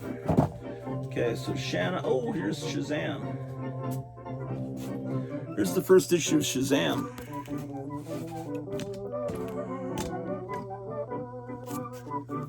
Look at that. This is not a childhood copy. This is a really good condition copy of this, but there's a ton of good condition copies of this because what would happen? There were young guys barely out of their teens that were comic dealers, that a lot of them became lifelong comic dealers, right? In the late 60s, these were guys, long hair, that kind of looked like Roy Thomas. They were hippies, but you could tell they were still nerds, but they had their hair long and sometimes beards and stuff. But they knew what was going on with comics, and they knew Neil Adams, Jim Steranko, and Jack Kirby. They knew, Kirby's going to DC. We need to get lots of copies of those DC Kirby books. And C.C. Beck is coming back and working on Captain Marvel after decades. That's going to be something we need to get lots of copies of. So they would go, the comics get shipped to the distributors. So they would go to the distributor and say, I'd like 100 copies of that Shazam #1. And they said, okay. And they would pay him some money, and they'd walk out the back door with 100 or 200 or 500 copies of this. They really were doing that. Anyway, changing some. They would walk out with these books, and then the books would be reported back as unsold books. Because I don't think at that time they had to... It was either that... Well, maybe they didn't do that. Maybe I'm wrong on that. The ones that disappeared just disappeared before they were actually sent to stores. They never got into stores. They were bought by these guys to sell, and there were a few comic stores in the early 70s, but mostly they would be the guys in the ads in the back of here that would sell comics, and they would, so then what would happen is in some regions, they would say there's low distribution. It's hard to find that book, like Howard the Duck #1. You couldn't find that anywhere because people thought this is going to be like an underground comic character coming out from one of the two big comic companies, and we need to stock up on it. So no one could buy it. So it's anyway. Here's what happened, basically, because of that. Because they did that with the Kirby books, they were reported as low-selling books because they never had a chance to be sold. So that's why the fourth world stuff from Kirby was canceled. Everything Kirby did for DC, they were pretty much, it was not selling. They didn't think it was selling. But it really would have sold if it had gotten to the stands. It was just being bought up by these people. Like today, you'd call them speculators. But anyway, that's what happened. And they were doing that when X-Men got hot after the new X-Men started in 76 or so. 75, 76. And into 77, X-Men was the biggest comic, and there was a lot of issues being walked right out of the back of the distributors' offices. Anyway, Shazam.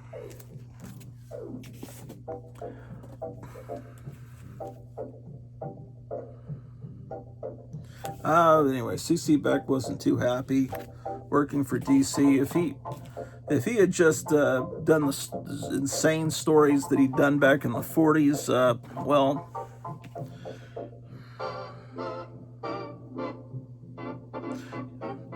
part of the thing is, it's like, look at the hippies and the bell bottoms and stuff and sandals, and it looks 1940s, but then there's 70s people in the background. It looks weird. Part of what I think was not. Did Otto Bender come back for this? That's the thing, is the writing wasn't there. C.C. Beck was the artist, so it's going to look great, but it's Otto Bender. Well, the story's by Denny O'Neil, but Otto Bender wrote the classic stories back then, and he had the mind of... Denny O'Neil's a good writer.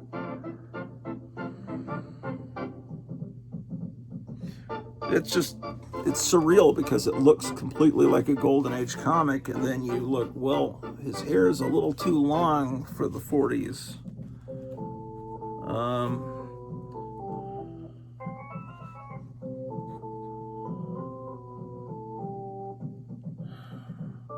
Yeah, this is a surreal experience because you're trying to... In the back, though...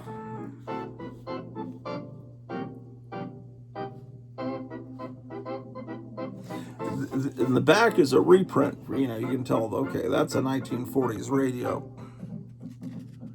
But it's... Oh, actually, this just says copyright 1950.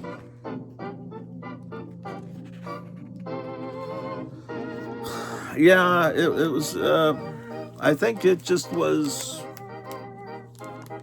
it was cool, but the kids of the early 70s didn't know what to make of the old style art. This is the first one I bought, issue 9. I'm pretty sure it was already on TV as a live action Saturday morning show by issue 9, but this is my childhood copy.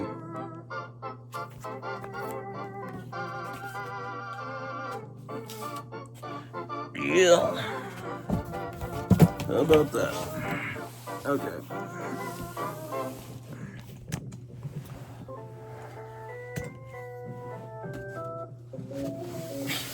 This box says Shazam to Silver Surfer. Ooh. Well, there's This box is not completely full.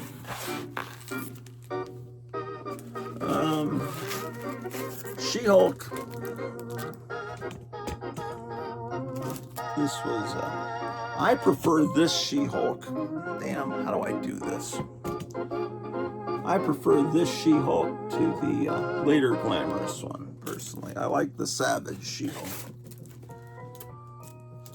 Again, I don't have issue 2, I have issue 3. One of these days, maybe I'll fill in those issues, or, you know, who knows what'll happen, you know? This is when John Byrne redid it as a jokey, breaking the fourth wall thing.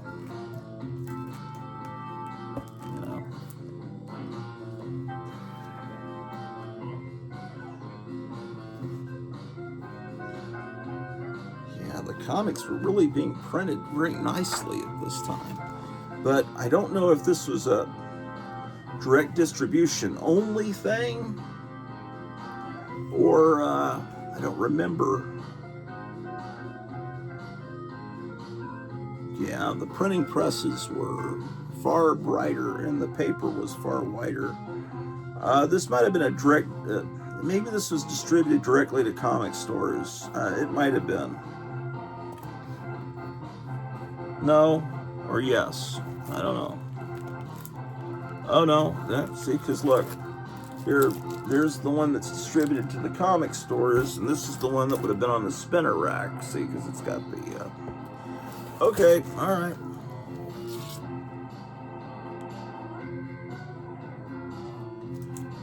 This artist is good.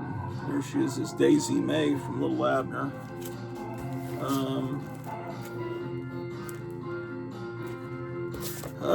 Yeah, it's alright. It's good. This was a play on the Demi Moore cover. That really is, yeah. It's hard to imagine that was sold to kids, that particular issue. There's one that has a really cool cover. Is it in here? Then the last issue is a play on the first issue's cover. Man, where is that? There's one that has, you probably know what I'm talking about. I know I have it. Watch me not have it. It has a black cover with, come on, where is that?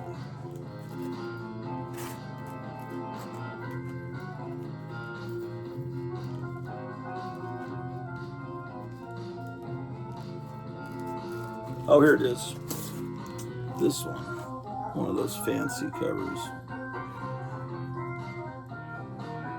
I guess they went 50 issues. Wow, this is issue 50. I'm not really normally a big fan of foil covers, but this is pretty neat. It's got embossed, raised up lettering, and that's pretty neat.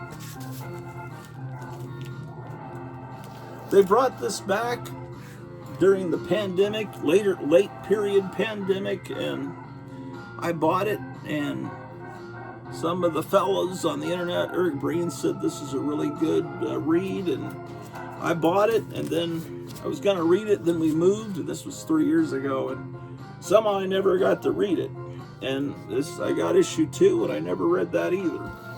And then the TV show came on, and you know, even though you try to ignore it, how terrible it was, it kind of puts a stink. When something's that bad, it puts a stink on the characters. And you can't help, it's like you gotta flush it from your memory. It's like Mark Hamill on Twitter and all his ridiculous comments against Trump and all of his and him coming back in these sequels and making and being complicit and making the character terrible. The Luke Skywalker character, just this bum. All the progress those 3 characters made, Luke, Han and Leia over from Star Wars to Empire to Return of the Jedi was just all forgotten.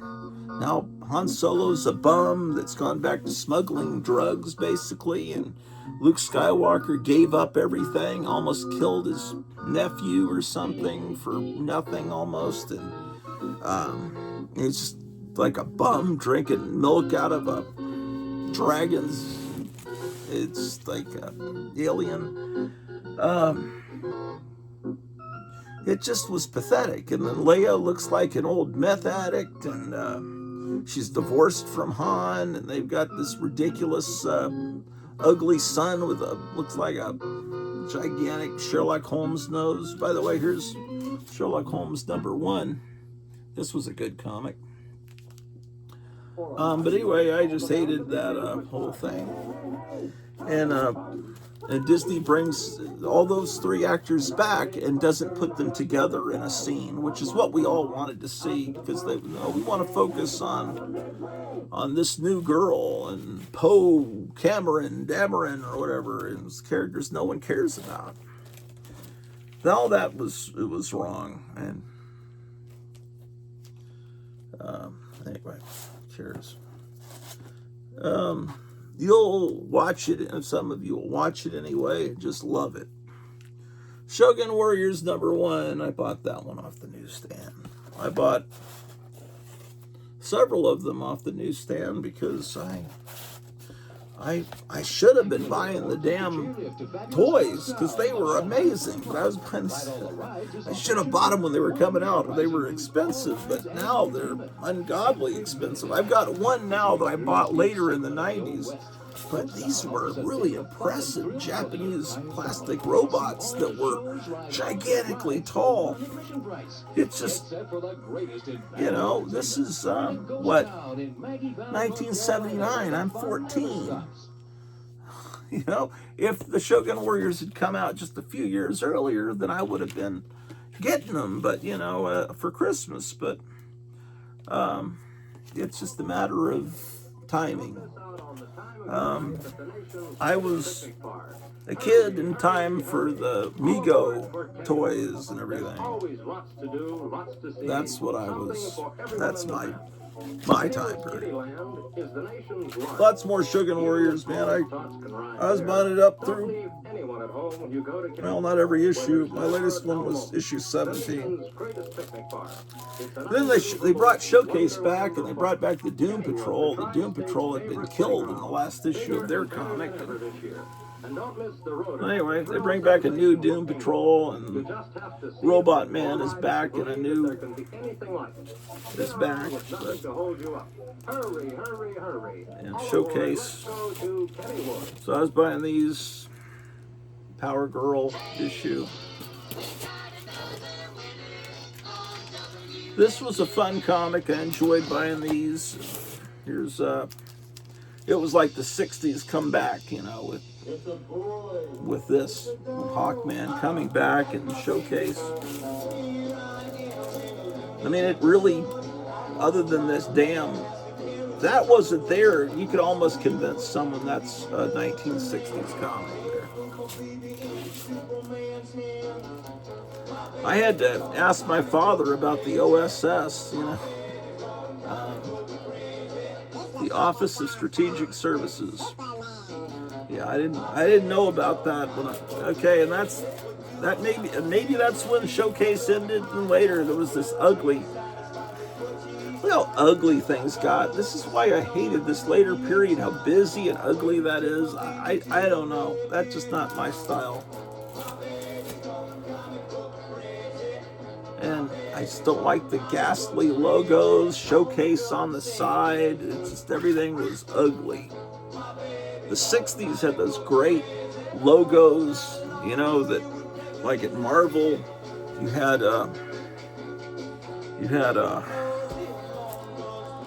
what's his name? Saul Brodsky designing the logos for the Fantastic Four and the Amazing Spider-Man. They were just amazing logos. And I don't know who, and of course DC had great logos too. This issue's designed to be kind of a throwback, so it has cool art. I approve of that, but that's about all I have of that, those showcase revivals. There's this comic, Silver Age Classics. This is a comic I approve of. Let's see what else is in this box. Yeah, they even did one with the first Swamp Thing. Yes, indeed.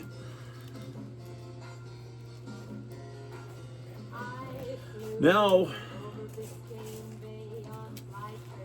there was a comic in 2000 where they tried to make it look like the Silver Age. But where it would have said 12 cents, it says 250 cents. But I wish they had just done all their comics like this. That has to be Kurt Schaffenberger. Look at that. Why wasn't Kurt Schaffenberger just drawing it every month? If you have artists that can draw this well and draw it in this style, why not just keep going with it? This was a comic I liked. I often disparaged, like on every episode, the 1990s, but I like this comic. It's like Braille for well, you can kind of feel, oh, it's a girl on the cover. Silver Sable and the Wild Pack. She'd started in Spider-Man. I think we just looked at the first. I've got like multiple copies of this. I like that. I got 4 copies of the first issue because you could find it in dollar bins. But Silver Sable was a cool comic. Why haven't they tried to make this into a movie or TV show? That would be neat. No, don't do it because you'll mess it up. We know you will. Here's one where she's going up against the Punisher. Now that's a great cover. It's marred by this damn box. Once those boxes started showing up on the corner of these comics, yeah, there were good comics that came out. I like the Spider-Girl comic. I like the Silver Sable. There was good stuff.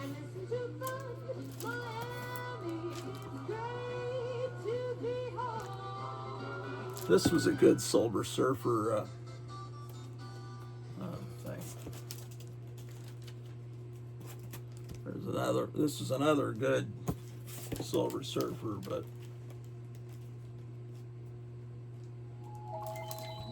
yeah, they did this a lot. This embossed, the 90s, that was a common thing. Yeah. Well, there's another one like that. How about that?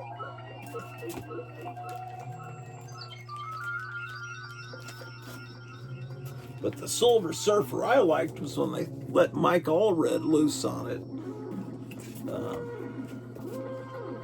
Whenever they'd bring him in for something, and then I was happy. That was this is my kind of, Mike Allred. Mike Allred and wife, I salute you. Okay, we're down to the box I was trying to get to. How far? We're an hour and 53 in. Where's the lid to this? Behind me? Oh, there. It's my wife's birthday, but she couldn't sleep at all last night. And then she didn't sleep this morning. She just finally got to sleep a little bit ago. So when she wakes up, we'll have cake and everything and a meal. But she just, bless her heart, she just hadn't been able to sleep. And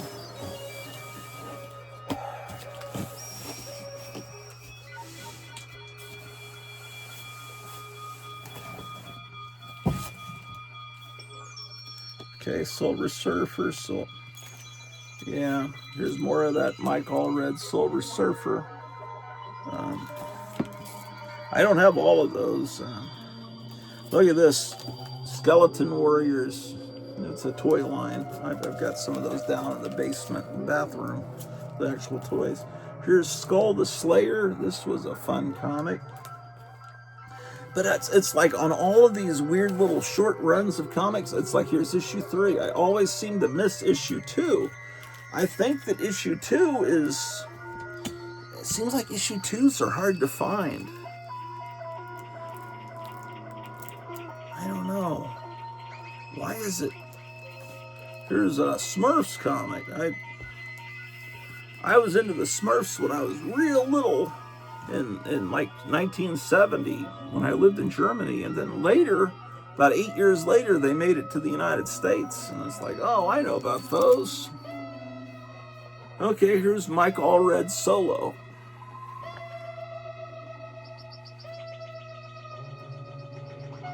And it's just his style. This is what I like. This is how I like to see comics. It's just personal preference, you know. Everybody's different. Everybody has the right to be wrong, right? If you disagree with me, you're wrong. Solomon Kane. I always liked Solomon Kane. Robert E. Howard's hero. I have all of the Son of Satans. They did a TV series of him, but nobody even remembers it. They didn't call it Son of Satan, and he didn't look like that.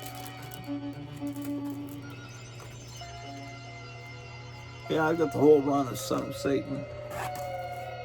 It's hard to believe they put this comic out, but it's...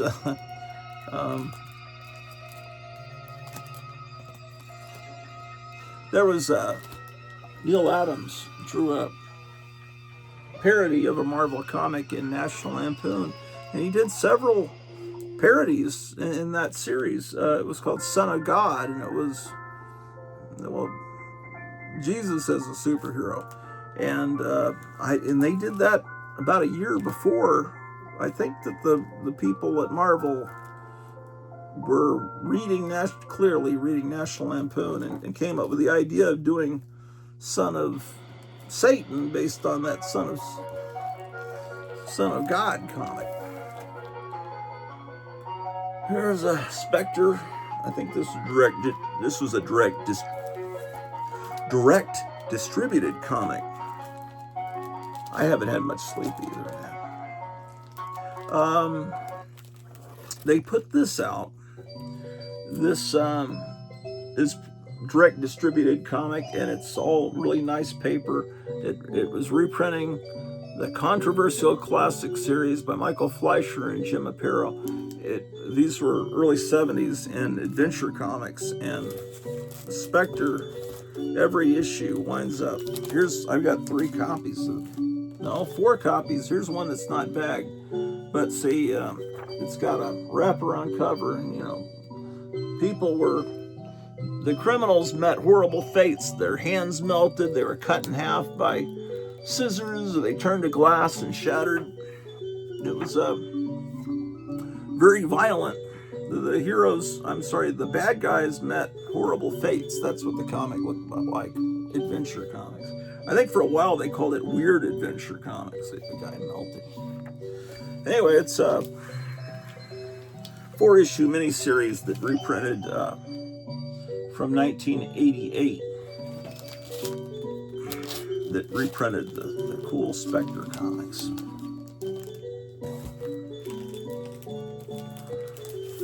Issue 2, and then over at Marvel, they were doing a similar series, reprinting the Steve Ditko, Stan Lee, Doctor Strange.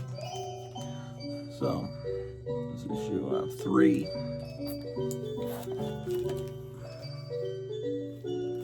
I've got several copies of issue 4. This one's not bagged. Oh my god, yeah, you can see how the cover is very explicit, but the original comic is almost just as explicit as I recall. You can see how that beheading looked in the comic. In the very end, they reprint a House of Mystery story.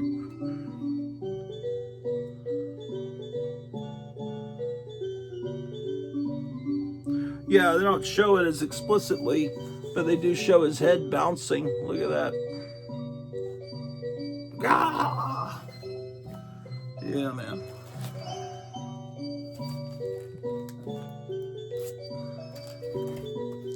Steve Ditko created this character Speedball with the unfortunate name Speedball.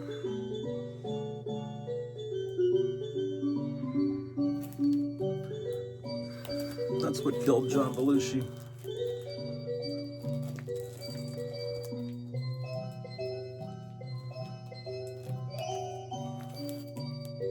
Spider-Girl was supposed to be Spider-Man and, you know, Peter Parker and Mary Jane's daughter in the future. So the future thing has a missing arm, and sometimes they'd be older versions of Spider-Man's villains, or they'd be the children of Spider-Man's villains she'd have to fight. It is a good comic, man. I like Spider-Girl. Got a lot of them. I don't have all of them, but that was something I liked from the more modern age. And Peter Porker, the Spectacular Spider-Ham, I like that book. Okay, so we come to the Amazing Spider-Man 104. This is my earliest Bronze Age Spider-Man comic. And I've got one I need to file. And what is it? Issue 226. I got this from Kevin at Gotham City Comics recently. Watch me already have it.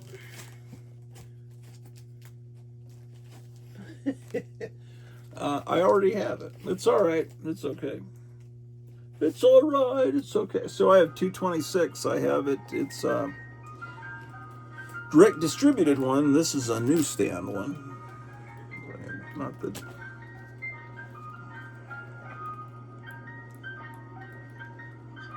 Anyway, early Black Cat appearance.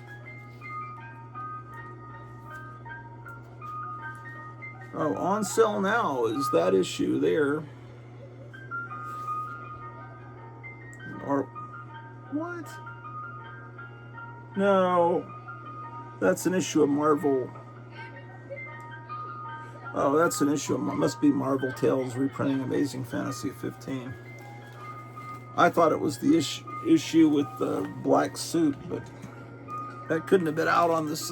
No, it was not. It's here somewhere. Okay. Now, if I had one of those apps on my phone, I could look and see, oh, I already have that. But I don't have that, so I just have to go with memory. I don't think I have that issue. And then you buy it again. And let's see. Let's look through these Amazing Spider-Mans, look for key issues. I hate that term, key issue, but what was the issue with the first black suit called? What number was that? That must be in the other box. Who cares? I have it.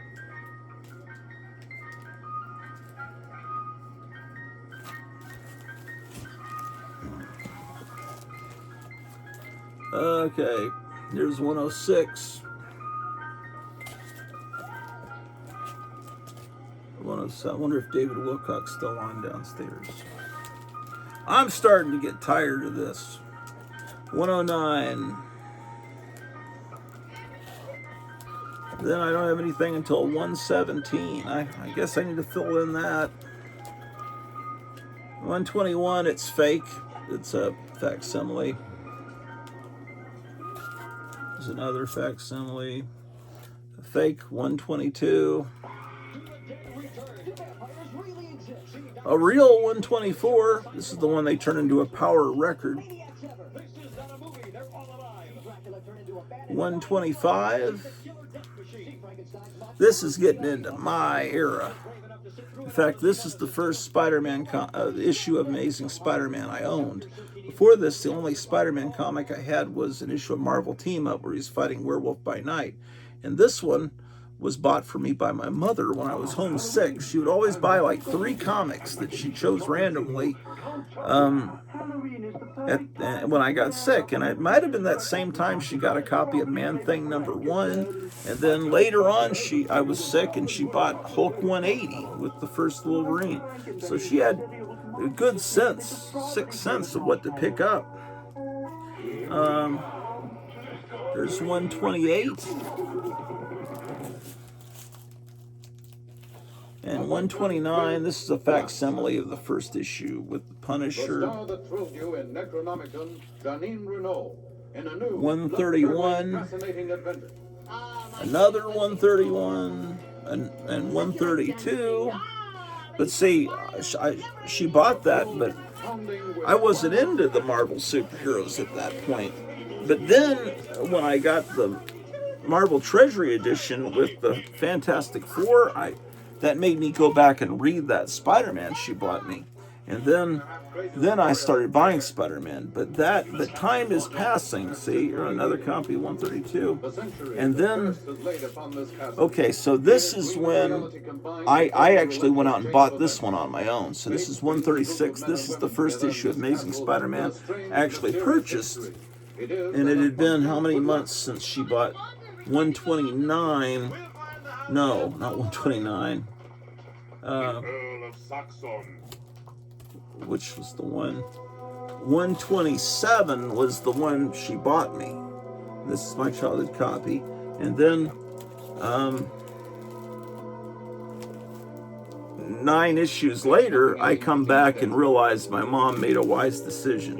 And then I really started getting into all of it and got Origins of Marvel Comics for her Christmas present and everything. And then, so I got 136 and then 137. I pretty much started buying it. Oh, I missed 138. I really need to get 138. That would be an important thing for me to ask for, you know, my birthday, or my birthday just ended. 140. Of course, I've read them all in reprints, you know. But 141, what a great cover that is. So, this is my childhood, man. 142. These are the My Light bags I bought in the early 80s and put them in when they were first invented. And back then, boards were not even something really anyone thought of. 143. So whatever. I pretty much got everything on through the rest of the 70s in here.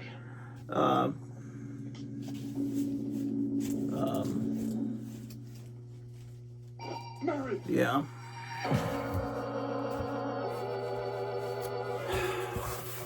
Anyway, it's all great memories. Don't forget, you have an appointment with lunch, but only if you have strong nerves.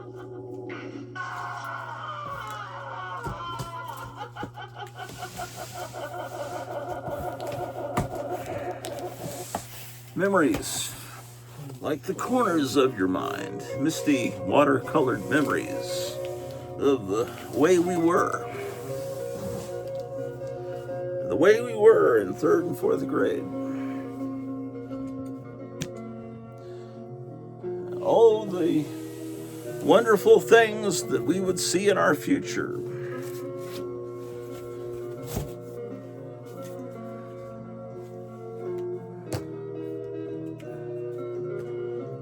The 1980s, the 1990s, the 2000s, the 2010s. I'm kind of liking this time period, though. I'm kind of enjoying this era. Well, we'll see what happens. We'll see. I must say, it's certainly entertaining.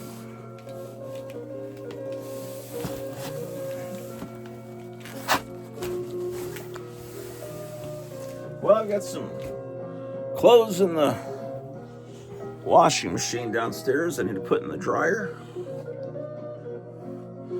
How about you? Come along with me.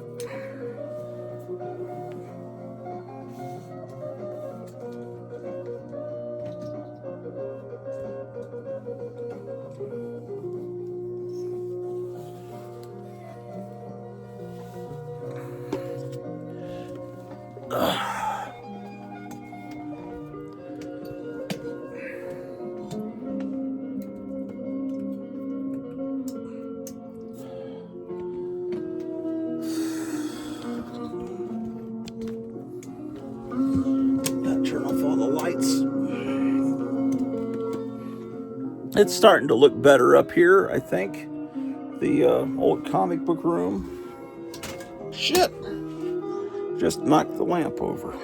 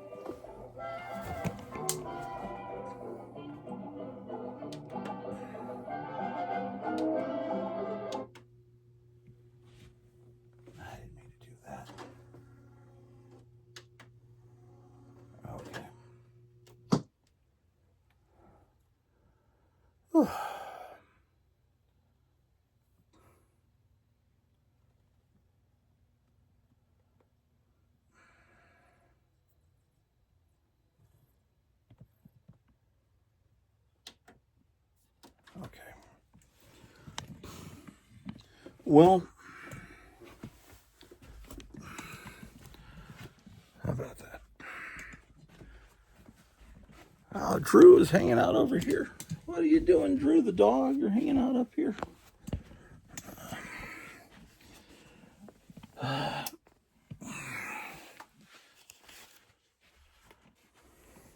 I just don't see how people can still... Those first 3 Star Wars movies, I loved them, man. I still love them. But to say you're... I don't know, man. There's somebody that did a 12-hour YouTube video analyzing The Phantom Menace, I think. Or was it one of those prequels? I want to watch that just to see what they say about it. I don't know. Let's do some vacuuming, man.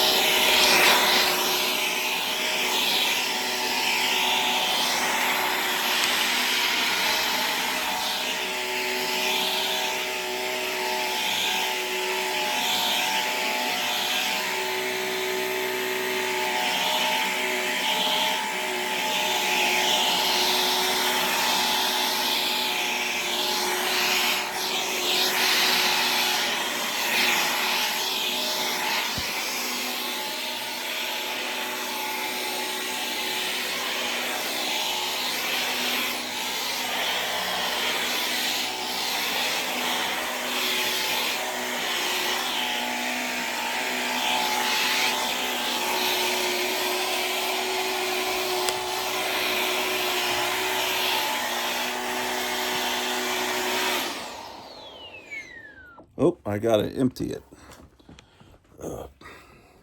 There's a lot more cat and dog hair up here than I thought. Oh my gosh. Let's go downstairs, see what David Wilcock's up to.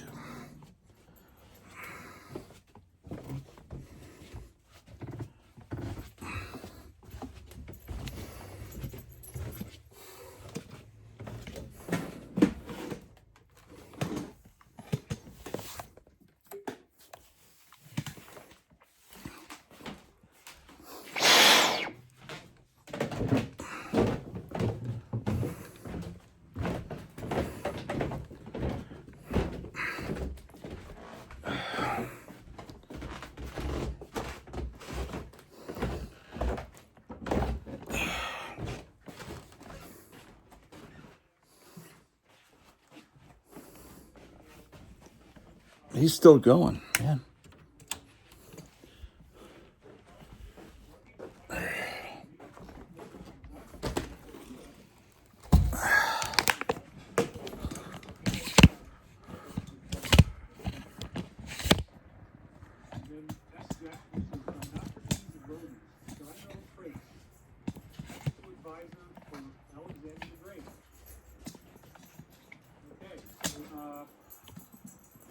We're going to keep on snapping down trolls. They're all over the place. There's some really crazy stuff in here. Just trying to see if anybody else donated. I love the game. You like that?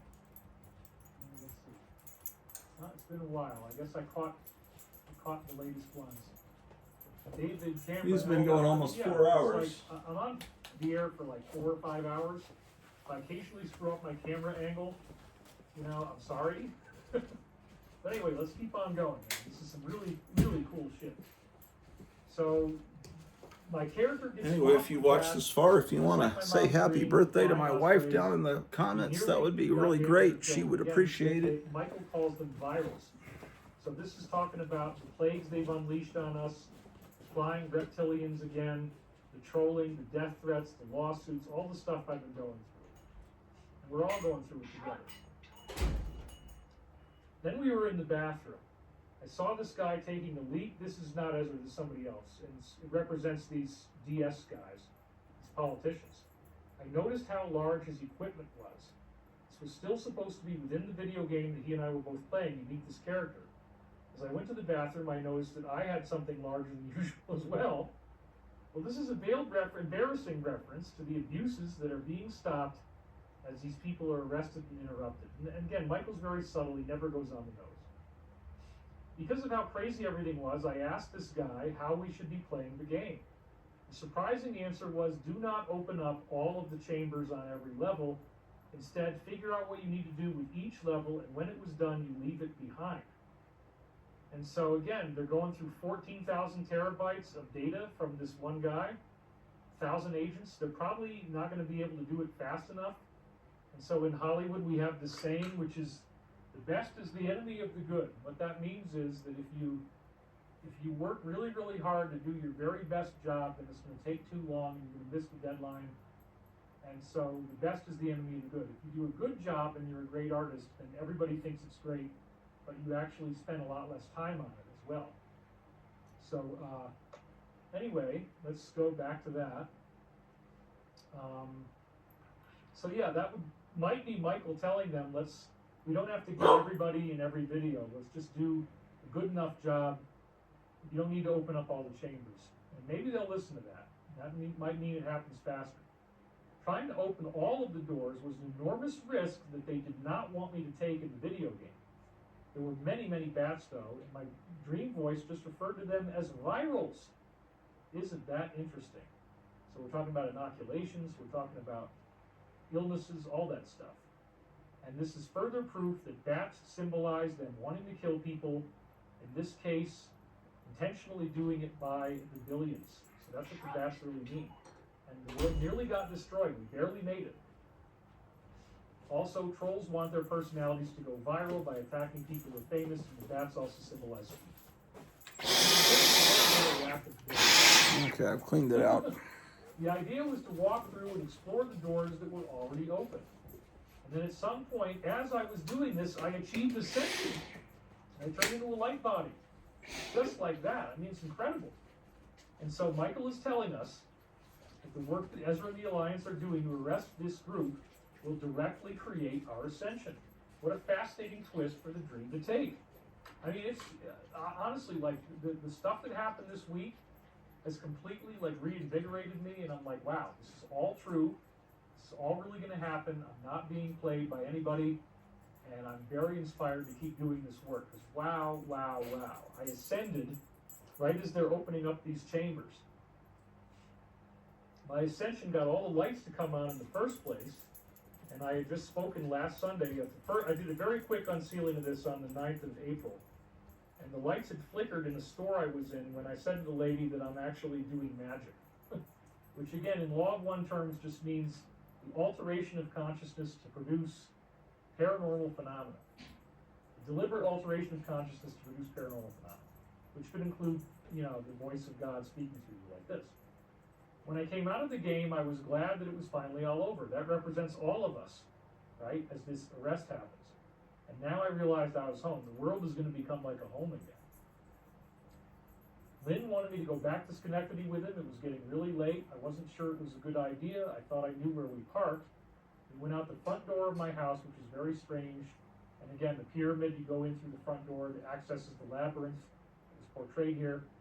And my mother had just told me that the shingles fell off the house I grew up in, which I own, and must be replaced. So we got to go do that. So that's all related. Now we have another dream the same morning. Just a couple hours later, I go back to sleep. I wake up again 7:23, and I have another dream. What's he talking about? Dreams he had back in 1999, huh? Body, and I visited my former high school. It was completely Okay. nothing there. Few custodians after that hour. And this goes on to symbolize Ye have need of, before ye ask him.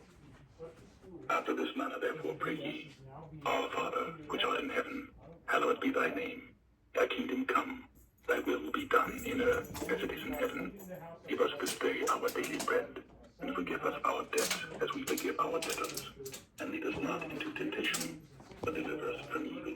For thine is the kingdom, and the power, and the glory, forever. Amen. Yeah, that's see, Darth Vader began tying into May the 4th. Darth Vader reads the Bible to me every hour on the hour. Thank you, Dollar General, for stocking the Jesus Darth Vader clock.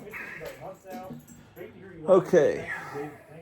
One of the wisest purchases I ever made from Dollar General. I was in an ascended state, basically, flying down the halls. I got to put some, what time is it? 3 o'clock p.m. Let's put some cat food out. So we have 3 cats now.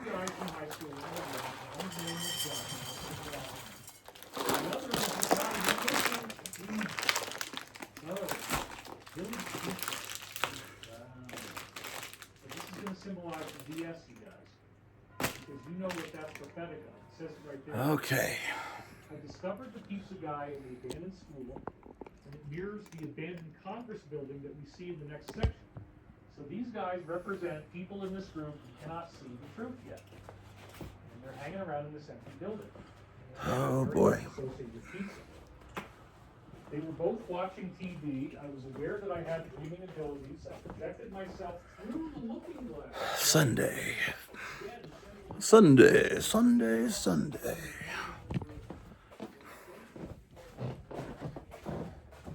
Let's go put the clothes in the dryer and then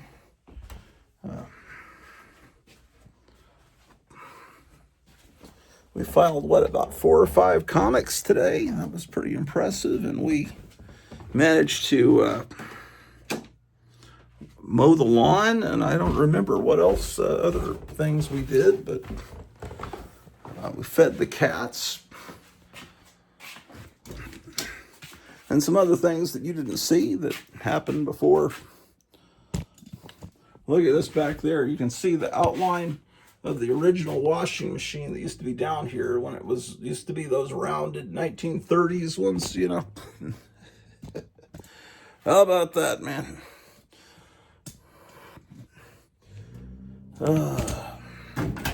Okay, well.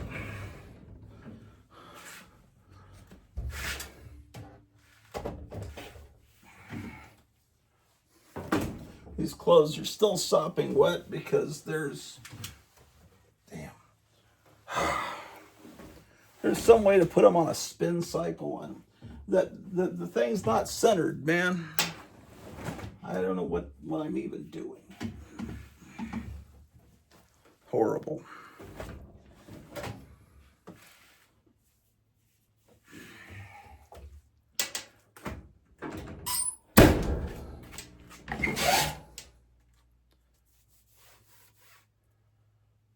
Terrible.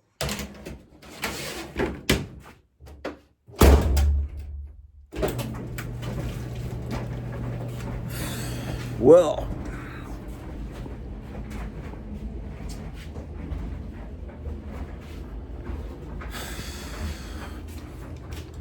This is part of my DVD and Blu-ray collection here.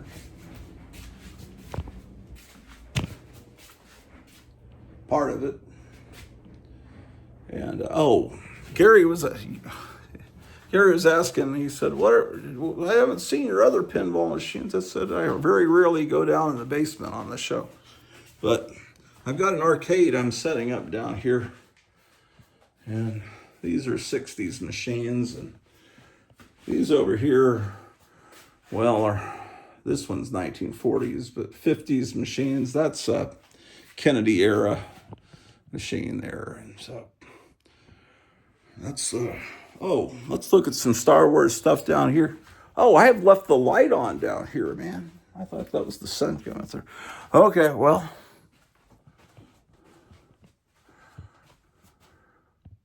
Why is that down? Okay, well, there's my childhood.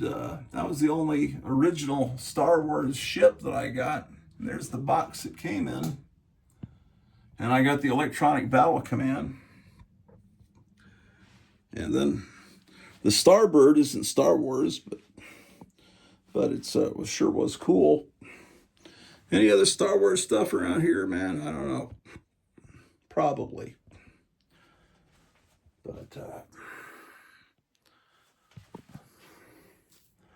yeah, Star Wars isn't I don't have whole rooms of Star Wars stuff. And, those of you that do, I salute you. It's just a wonderful thing. So, I don't know. Enough of that. We'll meet again.